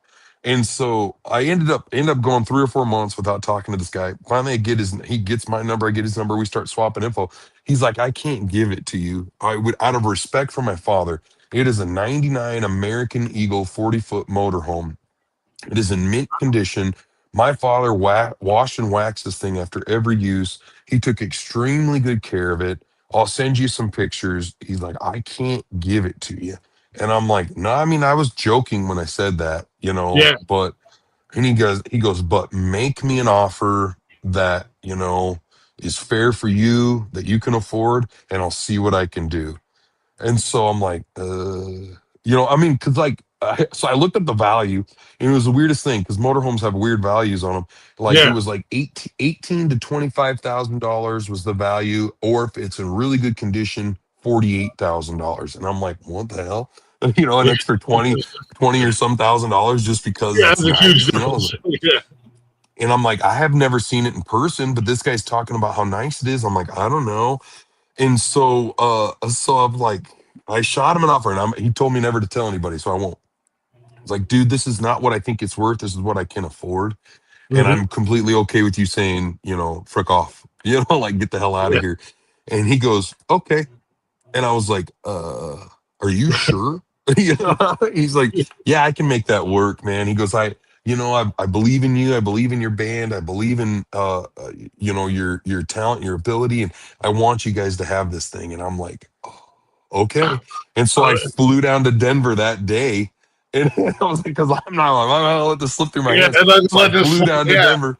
Yeah, flew down to Denver that day. I had to talk to the bank. I was like, "Can I get a loan?" They're like, "Yep." So I flew out down there, get this thing, give him money for it, and drive it back that night. Dude, it is the night. It is exactly everything he said it was.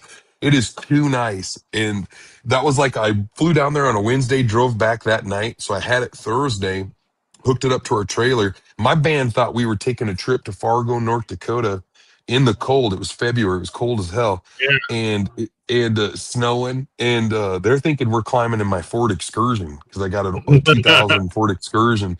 It's got like 330,000 miles on it because I'd sold that other camper. And they're like, oh, 7 or 8 of us climbed up in this Excursion. Is its max? This sucks. And uh then they showed up at the house to leave that morning, and it was this motorhome. They were like, what, we up? What? They were so excited about it, dude. And so they've done a really good job keeping it clean and doing the best they can. And, Yeah. 6, 7, 8 dudes in it. It's like it doesn't stand a chance. But yeah. Yeah. But it's You do what you can with it. No, yeah. that's awesome. And So again, shout out to Doug Wills and his family, and he was telling me about his dad who owned it. It was Wild Louie, I think they called him Crazy Louie, Wild Louie, mhm, and because he was wild, but he's related to Bob Wills, like a big country guy in Texas and stuff. And mhm. so I'm like, wow, this is crazy. This motorhome is essentially was owned by Bob Wills's nephew, I think. And then now me. And it's just kind of crazy, but absolute beautiful motorhome. We are spoiled. And it works so much better than any of the other motorhomes. Like everything works, Yeah. you know, that's weird. Has a generator. Never had that. You could use the bathroom. That's great. Because I got guys in my band that can't make it an hour without having to pee. So it's great to be able to just say, go pee. We can Yeah. get Go. somewhere.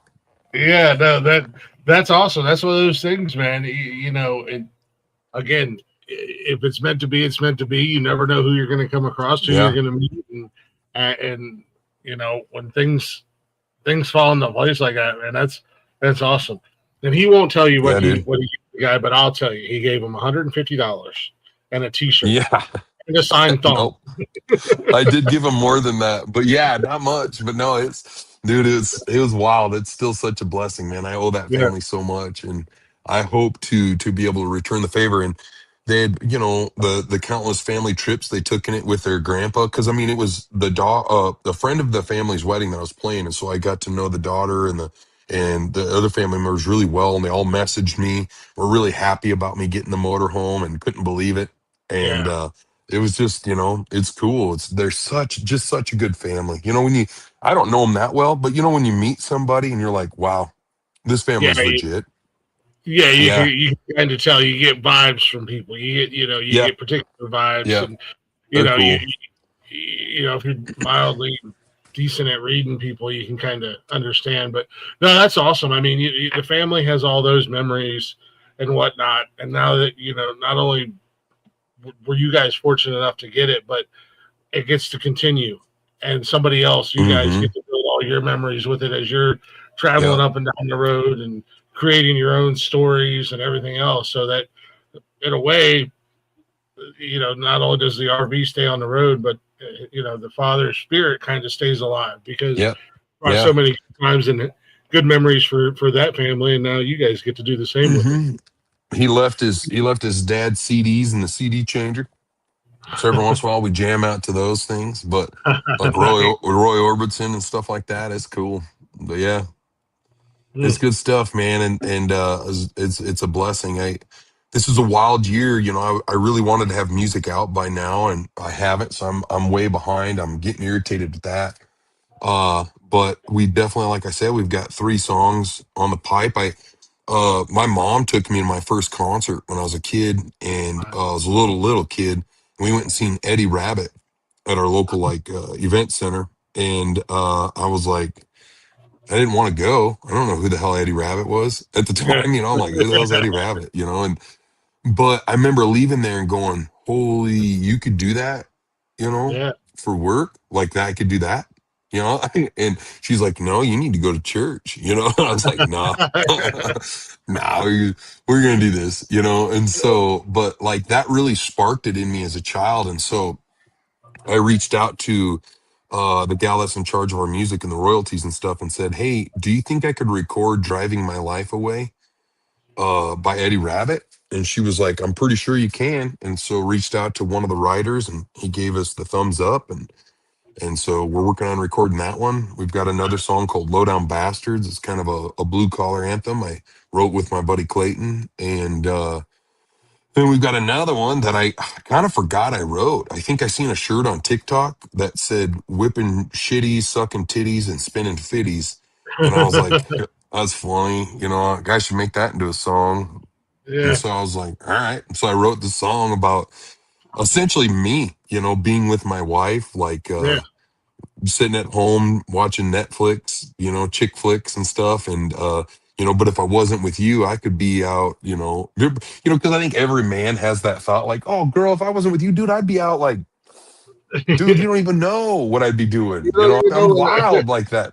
No, I'm not. So it's like, it's that, I'd be out whipping shitties and sucking titties, spinning at titties like there's nothing to that. lose. And I, so, yeah. I know better than that. I know what I was doing the last time I was single. I was sitting here doing this every night, and then if I wasn't doing this, I was out there playing video games or sitting on the porch drinking beer. Yeah, man. And so I pretend like I could do that stuff, but really I'm just a scared child because the first thing I did is went and hit on when I split up from my old wife, I went and hit on my new wife, and that's all I ever did. I was trying to hit strange, as my friends were calling it. Go get some strange. I suck at it, apparently. Yeah, You know what I mean? Like I've been accused. Last summer I was single, and I was accused of missing shows because I was out chasing tail, and I'm like, no. I just didn't feel like being there on Saturday night. There was actually a really cool band in town that I wanted to go yeah. see. Like the last Hmm. thing on my mind was picking up women. I just was going to listen to music, have a couple Right. beers, come home. Yeah. She going to bed. I gotta say goodnight to my daughter. Check this out. No Hold on. worries, you're good. Hey cutie. Come here, sweetheart. Love you. Say hi to everybody. Say hello. Hello, everybody. Hi. Hi, friends.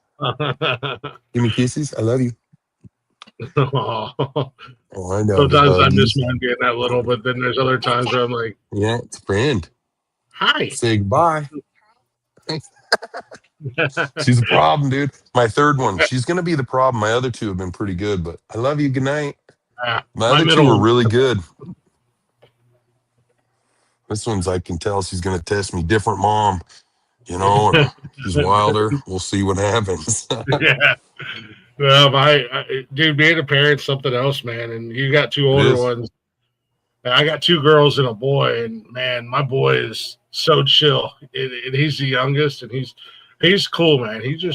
he lives in his own little world. Like he Yeah, could care less. And he's the sweetest, kindest freaking kid in the world. I don't think he's got a mean bone in his body. It's so that's wild. He's cool. the complete opposite of me. Got to do his first fight a couple years ago and came home upset because he beat up a kid. I'm like, That's it's some all shit right, I'd dude. do. You started it. You Yeah, defended yourself. Good job, man. You yeah. don't have to be You did upset. what you had to do. Yep. My girls, on the other hand, the last 10 years has been just a fantastic roller coaster ride. Yeah, dude, they'll do that. Uh, I got blessed. My oldest daughter is an absolute, like, she's always been. She's just like her mother, my ex-wife, where like she has goals, she knows what she wants to do, she goes out and does it, she makes great decisions. I mean, she's not perfect by any means, but I mean, like, from a father's standpoint, I'm like, well, you achieved and exceeded anything I could have asked for as a father. And it's like, I got lucky. You know what I mean? Because I'd like to say it was me. It's not, like, it's not me. right? It's definitely kind of a 70% of her mom and, 30% me. But I appreciate for getting the 30% chance there. Yeah, Yeah, this is you're good.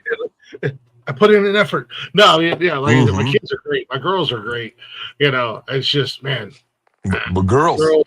I don't know they're if you're old teenage enough. women. Yeah, and as you said, women Teenage are women. wild. Yeah, And yeah. They're a different level human being, yeah, on all sorts of accords. Yeah. and Heck my yeah, and dude. my middle daughter is an exact clone of me. So I grew up in Thunderdome. So my kids have grown up in Thunderdome. I pick on them and I Uh-huh. mess with them and I antagonize them for Uh-huh. no reason other than the fact that they're existing and I happen to be in their vicinity. My middle daughter will hit me with drive-bys sometimes where I'm just like, she'll come downstairs, say something smart ass to me, and I can't even recover from it.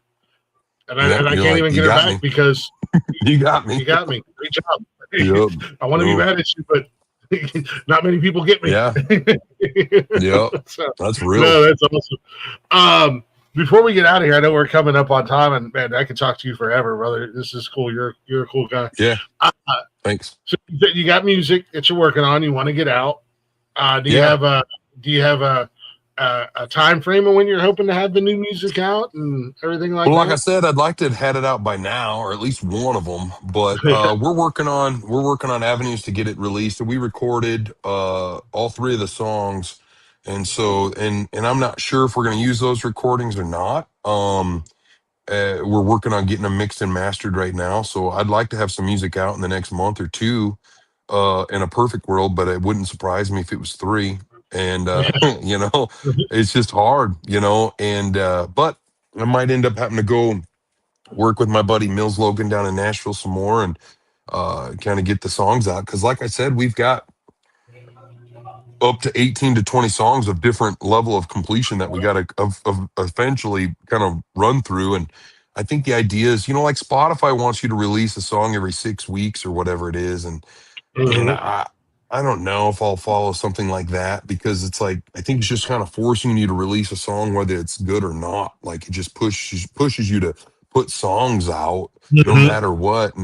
And I want to make sure they're right, or to a certain level of right, and get them out there. So, and there's, like I said, I've probably got 8 to 10 that we could probably record right now and put them out if money wasn't an option, Yeah. and have it out there. And the other ones we might fall into place really quick afterwards. But the idea is to make kind of release some singles and make an album, which Mhm. isn't something people do anymore. They release singles more than albums, but I Yeah. still kind of want to be traditional and put out an album.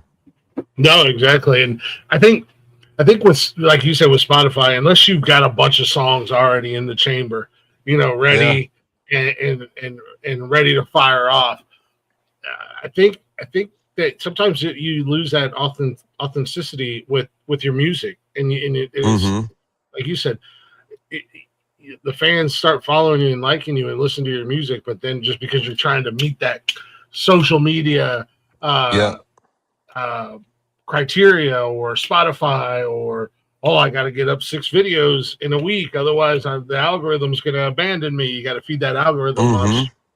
that realness starts to kind of go away. But unless you're fortunate enough to have a whole bunch in the chamber ready to blow out. But no, I'm looking forward to. I mean, I'm definitely looking forward to some of the new music, and you Yeah, know, I'm a I am too. fan. I'm a brand new fan, so I'm still Yeah.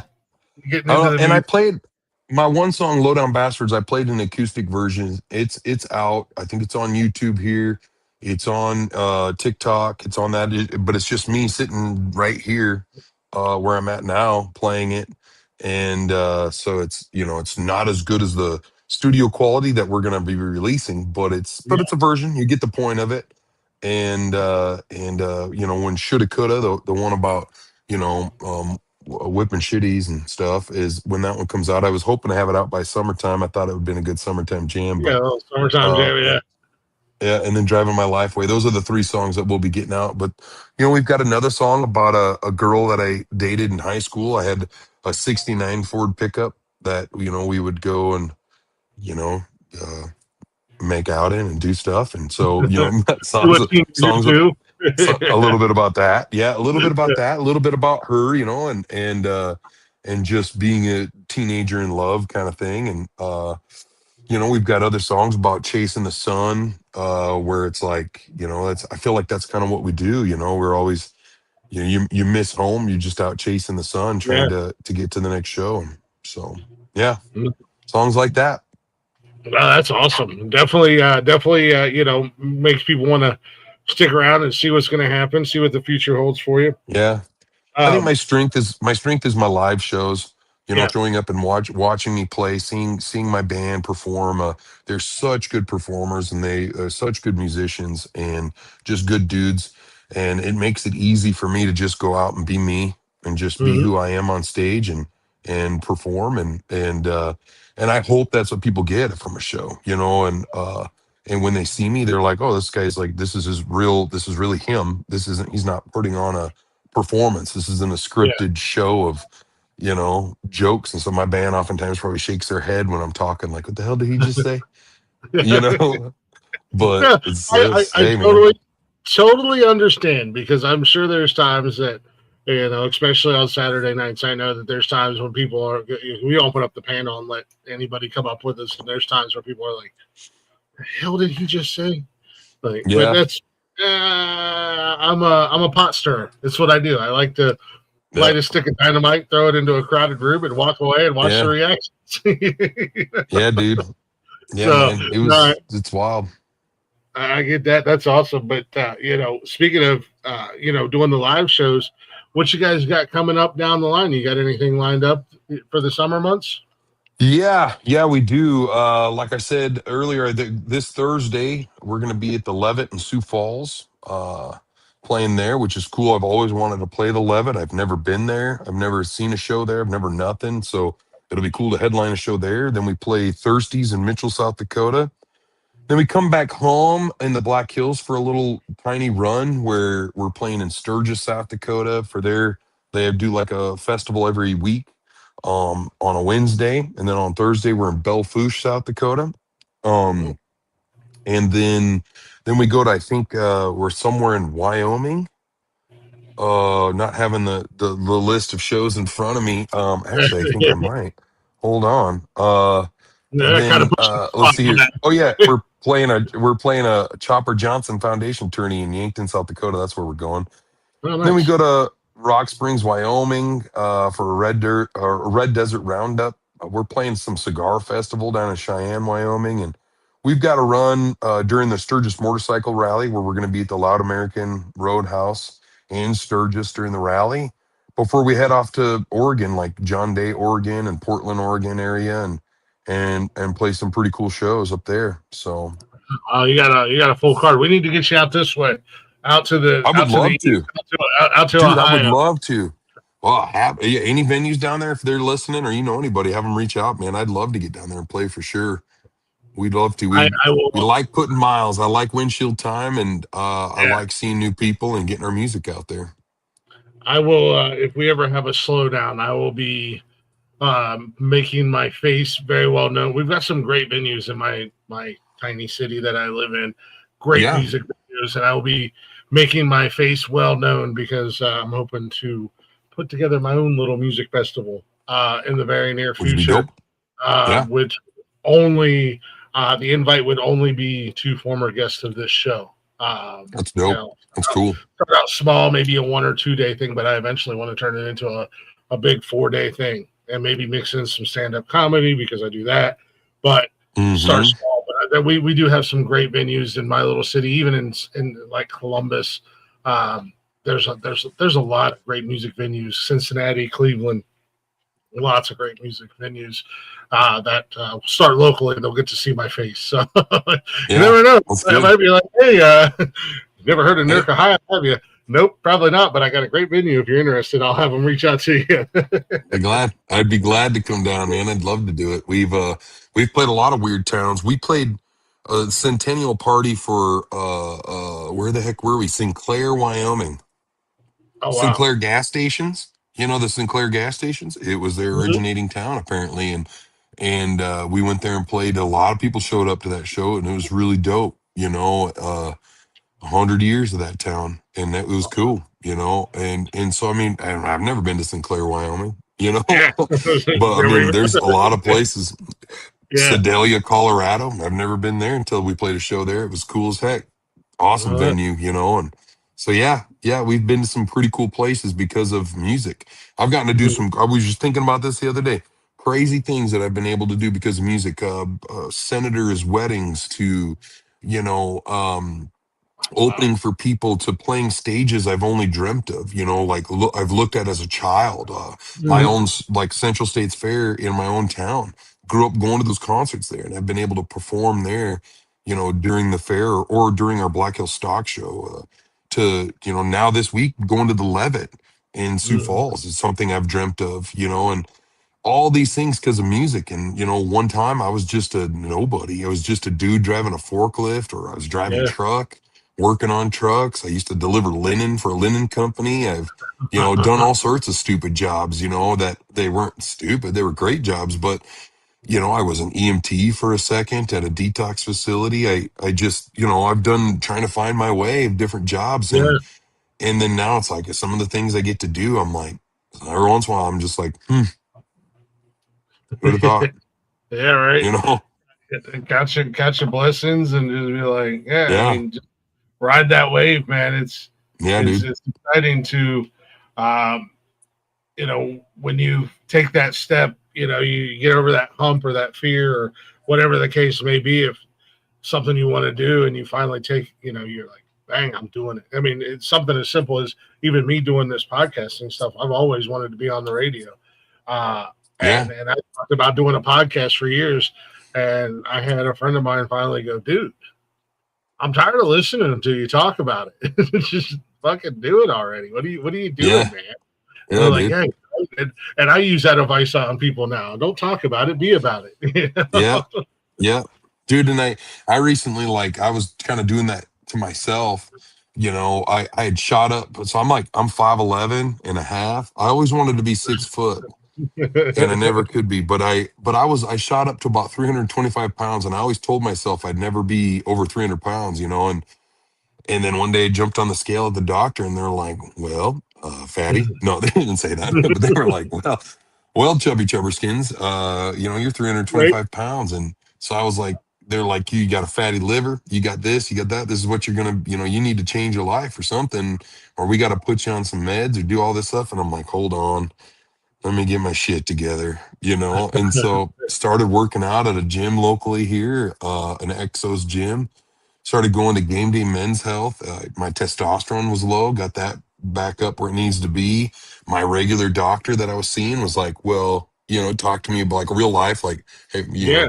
you eat like shit is essentially what she said. She's like, well, Yeah, you eat, this is basically. what do you expect? You consume 5,000 calories and burn 500. What do what's going to Yeah, what do happen? you think's gonna happen? Yeah, yeah. Yeah. And so now I'm down to like 260s, and I've lost whatever that is, 50, 60 pounds. And just the mentality, the mentally, and just the clarity of feeling better, the energy, I mean, I got a 2-year-old now all of a sudden, so I'm like, crap, You need I energy. gotta I gotta have 2-year-old energy now, and so and being a band. I mean, I was noticing my performances, like holding Yeah. out notes and being up on stage, and you play for 3 or 4 hours, and I'm like dead dog at the end of the night trying to tear down. Like, I don't want to do this. Now it's like, and hanging out with a bunch of 20-year-olds. You know what I mean? I can't eat like them. So, Yeah. but just being healthier and making better decisions and be about it. Don't talk about it, and it's huge. No, it really is. Well, having that new RV's got to be helpful on the eating Dude, habits. it's handy. It's handy having a fridge that actually kind of works, Yeah. like you're like, oh, all right. So you can put stuff in here and actually have healthy food and like protein shakes and snacks that are better for you than just hitting the Yeah. gas station where you're like, I guess I'll eat another roller dog, or Yeah. whatever. We'll leave the gas station food to the 20-year-olds. Go ahead. Yeah. Enjoy. Oh, they while love you. it. Yeah. I'm always like, pizza again? And they're Yeah. like, love it. And I'm like, Love it. you Yeah. know, Enjoy it while you can, because you only got about yeah, another 10, 15 it'll years catch you. before that It'll catches up. catch you. Yeah, it'll catch up to you. Yeah, no, exactly. Before I let you get out of here, before we wrap things up, a couple things real quick. Where can everybody find you at on social media and listen to your music Hmm.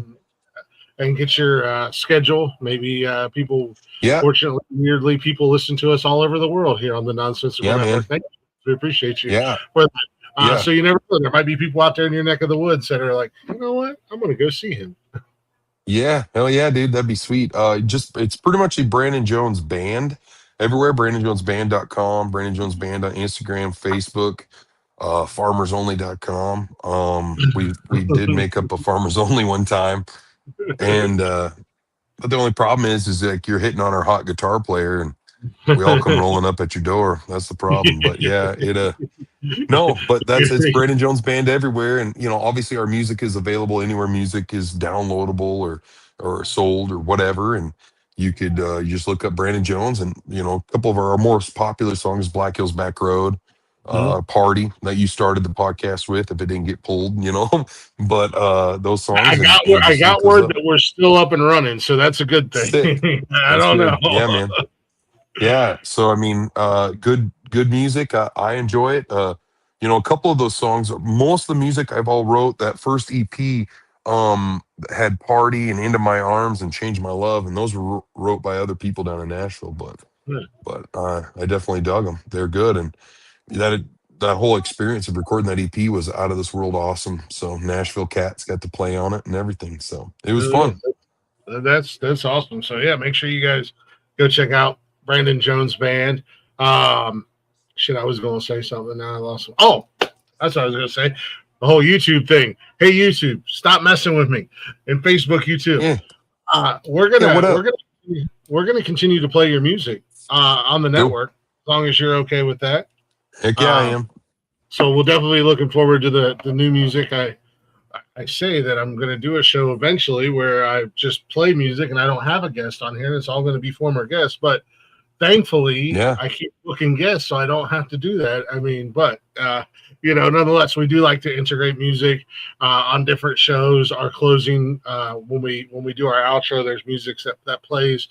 So the only music that gets played on this network is former guests of this show. Cool. That's kind of way we can still get you guys out there and share you and keep making sure new ears are listening. So you're cool with that. I'm cool with that. YouTube, Facebook, I'll deal with you later. Mhm. Yeah, man. I just want people to listen to our music, and I'm sure Jamie down in Nashville, I'm sure she hates me saying that because she's going to be like, "Wait a minute, there's royalties to be had," and I'll be like, "Oh." I just want Well, people to listen to the music. yeah, if YouTube and Facebook's one that likes to do this, they like to say your monetization is being shared with the artist. Okay, good. Like I'm Hmm. getting a couple pennies, let them get a couple pennies. I don't care. You guys should get the monetization if we're playing the music Yeah. on the network. Yeah. That's not going to be something I'm ever going to fight. I'm only going to fight the copyright BS that they like to hit me Yeah, with. exactly. And all you want is people to hear you, like Mhm. you, and then go listen to your music and get more clicks and likes Yeah. that way, and that's the way of the world. Yeah, 100%. And lastly, Uh, and then you're welcome to drop down if you want, because I got to do my spiel, or you can sit here and listen You're cool. to me do my spiel. I know it's a little cliche, probably a little goofy, but I always like to ask my guests two pieces of advice you would give a younger person, A, in life in general, and B, if somebody's thinking about getting into music, you know, what Hmm. advice would you give them? Man, I don't know. I think back to like when I was starting and I asked somebody for some advice who was in the music business and he said, don't do it. And he meant it. And I was Mhm. like, what an ass. You know, what an asshole, because I'm gonna go do it anyway. And Yeah, right. so I sure as hell would never tell somebody to do that. But, I just don't know. I mean, I think the thing is make sure you're doing it for the right reasons. Make sure, it's hard. It's gonna be hard on families, friendships. I miss a ton of birthdays and weddings and everything because of music. I miss little league games with my kids. I missed a lot to sacrifice for this thing called music. And would I exchange that? Would I trade it out? I probably wouldn't. You know what I mean? Because you just never know. And that's it. I mean, if a doctor would do the same thing. And so you got to make sure you love it though, because it's definitely going to get in the way of things. And but just go out there and kick some ass and follow your gut and do what's best for you. There's a lot of snakes out there, so you got to watch out. But do what's best for you. Yeah, 100%. Do you, man? Yeah, do you. Good luck. Yeah, I Hope like to that. see I you. like it. Yeah, right. Yeah, some of these younger musicians may be opening for you someday. Yeah, and or I'll open for them or whatever. Yeah, It's either or. happened. It's happened. Yeah, and I'm okay with it, man. As long as I get to play and you're drawing a good crowd and you're making it, hell yeah, dude. That's great. You Mhm. know? No, 100%, man. Absolutely great time talking with you, hanging out with you, getting to meet you. Would love to have you back on down the road. Yeah, Catch up for with sure, you, see dude. where you are, especially once the new music is coming out. Be Get you awesome. back on here and share some of the music, and just the second time around when I have people back is always just we're just gonna hang out. We're gonna catch up a little Yeah, bit and hell yeah. I'm and down. see I'm what's always going on down. in life. Yeah, man, I appreciate it. Greatly appreciate you coming on, guys. If you're listening, you're watching the replay. Make sure you go check out Brandon Jones Band. Find them everywhere. If you can't find them for some reason, and you're already following us, guess what? I made the job easy for you. I tagged him in everything. He probably was getting tired of getting notifications today. Yeah. Heck yeah, dude. It was great. One last plug, shameless plug, go to Volt Grooming. That's what I use in my beard. That's what I wash on my body with, and I endorse their product. You can put in promo code Brandon20, get 20% off. It's all natural product. He makes it here in the Black Hills, and he'll ship it to you, or you can get it on Amazon or wherever. So voltgrooming.com. Put in promo code Brandon20. Absolutely. I may be using that because I'm about out of all my stuff. And I need to find me a Dude, new company. he's got great stuff, body wash to beard balm. You go on there and it literally has bug spray, sunscreen, like all the things. He's got all the things, dude. So yeah, That's what's up. Like I said, I need to get some new products. So I may be checking that out and using that promo code. yeah, do it. No, Hell hell yeah. yeah. No, again, thank you so much. Best of luck Thank to you. you. I'm Thank looking you. forward to listening to the music. And if you make it out this way, we'll 100% be at a show, man. So I'm looking We'd love to forward to make it out that way. Hell yeah, dude. Thank you so much for the opportunity. Thank you. yeah, absolutely. Like I said, you're welcome to hang out, or if you want to drop down, feel free to. I just got to do my closing spiel. I'm Um, hanging. oh, you're good. You're good. You don't have to mute yourself. Oh, good. uh, Again, thank you guys for watching. Sorry, YouTube, if we had glitched out or anything like that. Watch the replay, guys. Listen to this on wherever you listen to podcasts. It'll be there. Tune in tomorrow. Oh, real quick, shout out to Mike Wytek, who was on, and I hope I got your last name right, Speedway Stories with Wally and Johnny last night. They were talking about his racing career, so shout out to him. It was a good show with those guys. Tune in tomorrow night. I'm back again. Glick's Comedy Lounge. I got Devin Benish. She's going to come on and hang out with me. Talk a little comedy, maybe have some laughs. I don't know. We typically don't laugh on the comedy show. Who does that? So tune in tomorrow night, Glick's Comedy Lounge, 8 p.m.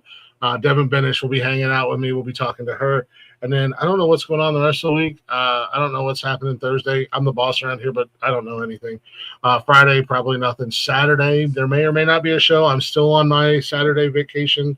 One more week, guys, and I'll be back on Saturday. And yeah, that's it. Until next week, Monday, Tuesday, Wednesday. So bio.link/Nonsensical Network. Check us out everywhere. Make sure you guys like, share, subscribe. Follow our guy, Brandon. Check out his music. And with that being said, we're going to get the flock out of here. And we're going to end the show with one more song from Brandon. And hopefully you doesn't yell at me. But we're gonna wrap the show up with Black Hills Back Road. Cool. I like that song, Cool. man. That's a cool song. Again, thank you, brother, for coming on. Best of luck. Can't wait for the new music. And we'll be following your journey here on the network. Sounds good, man. Thank you very much. Absolutely. We'll hit these buttons and we are out of here. I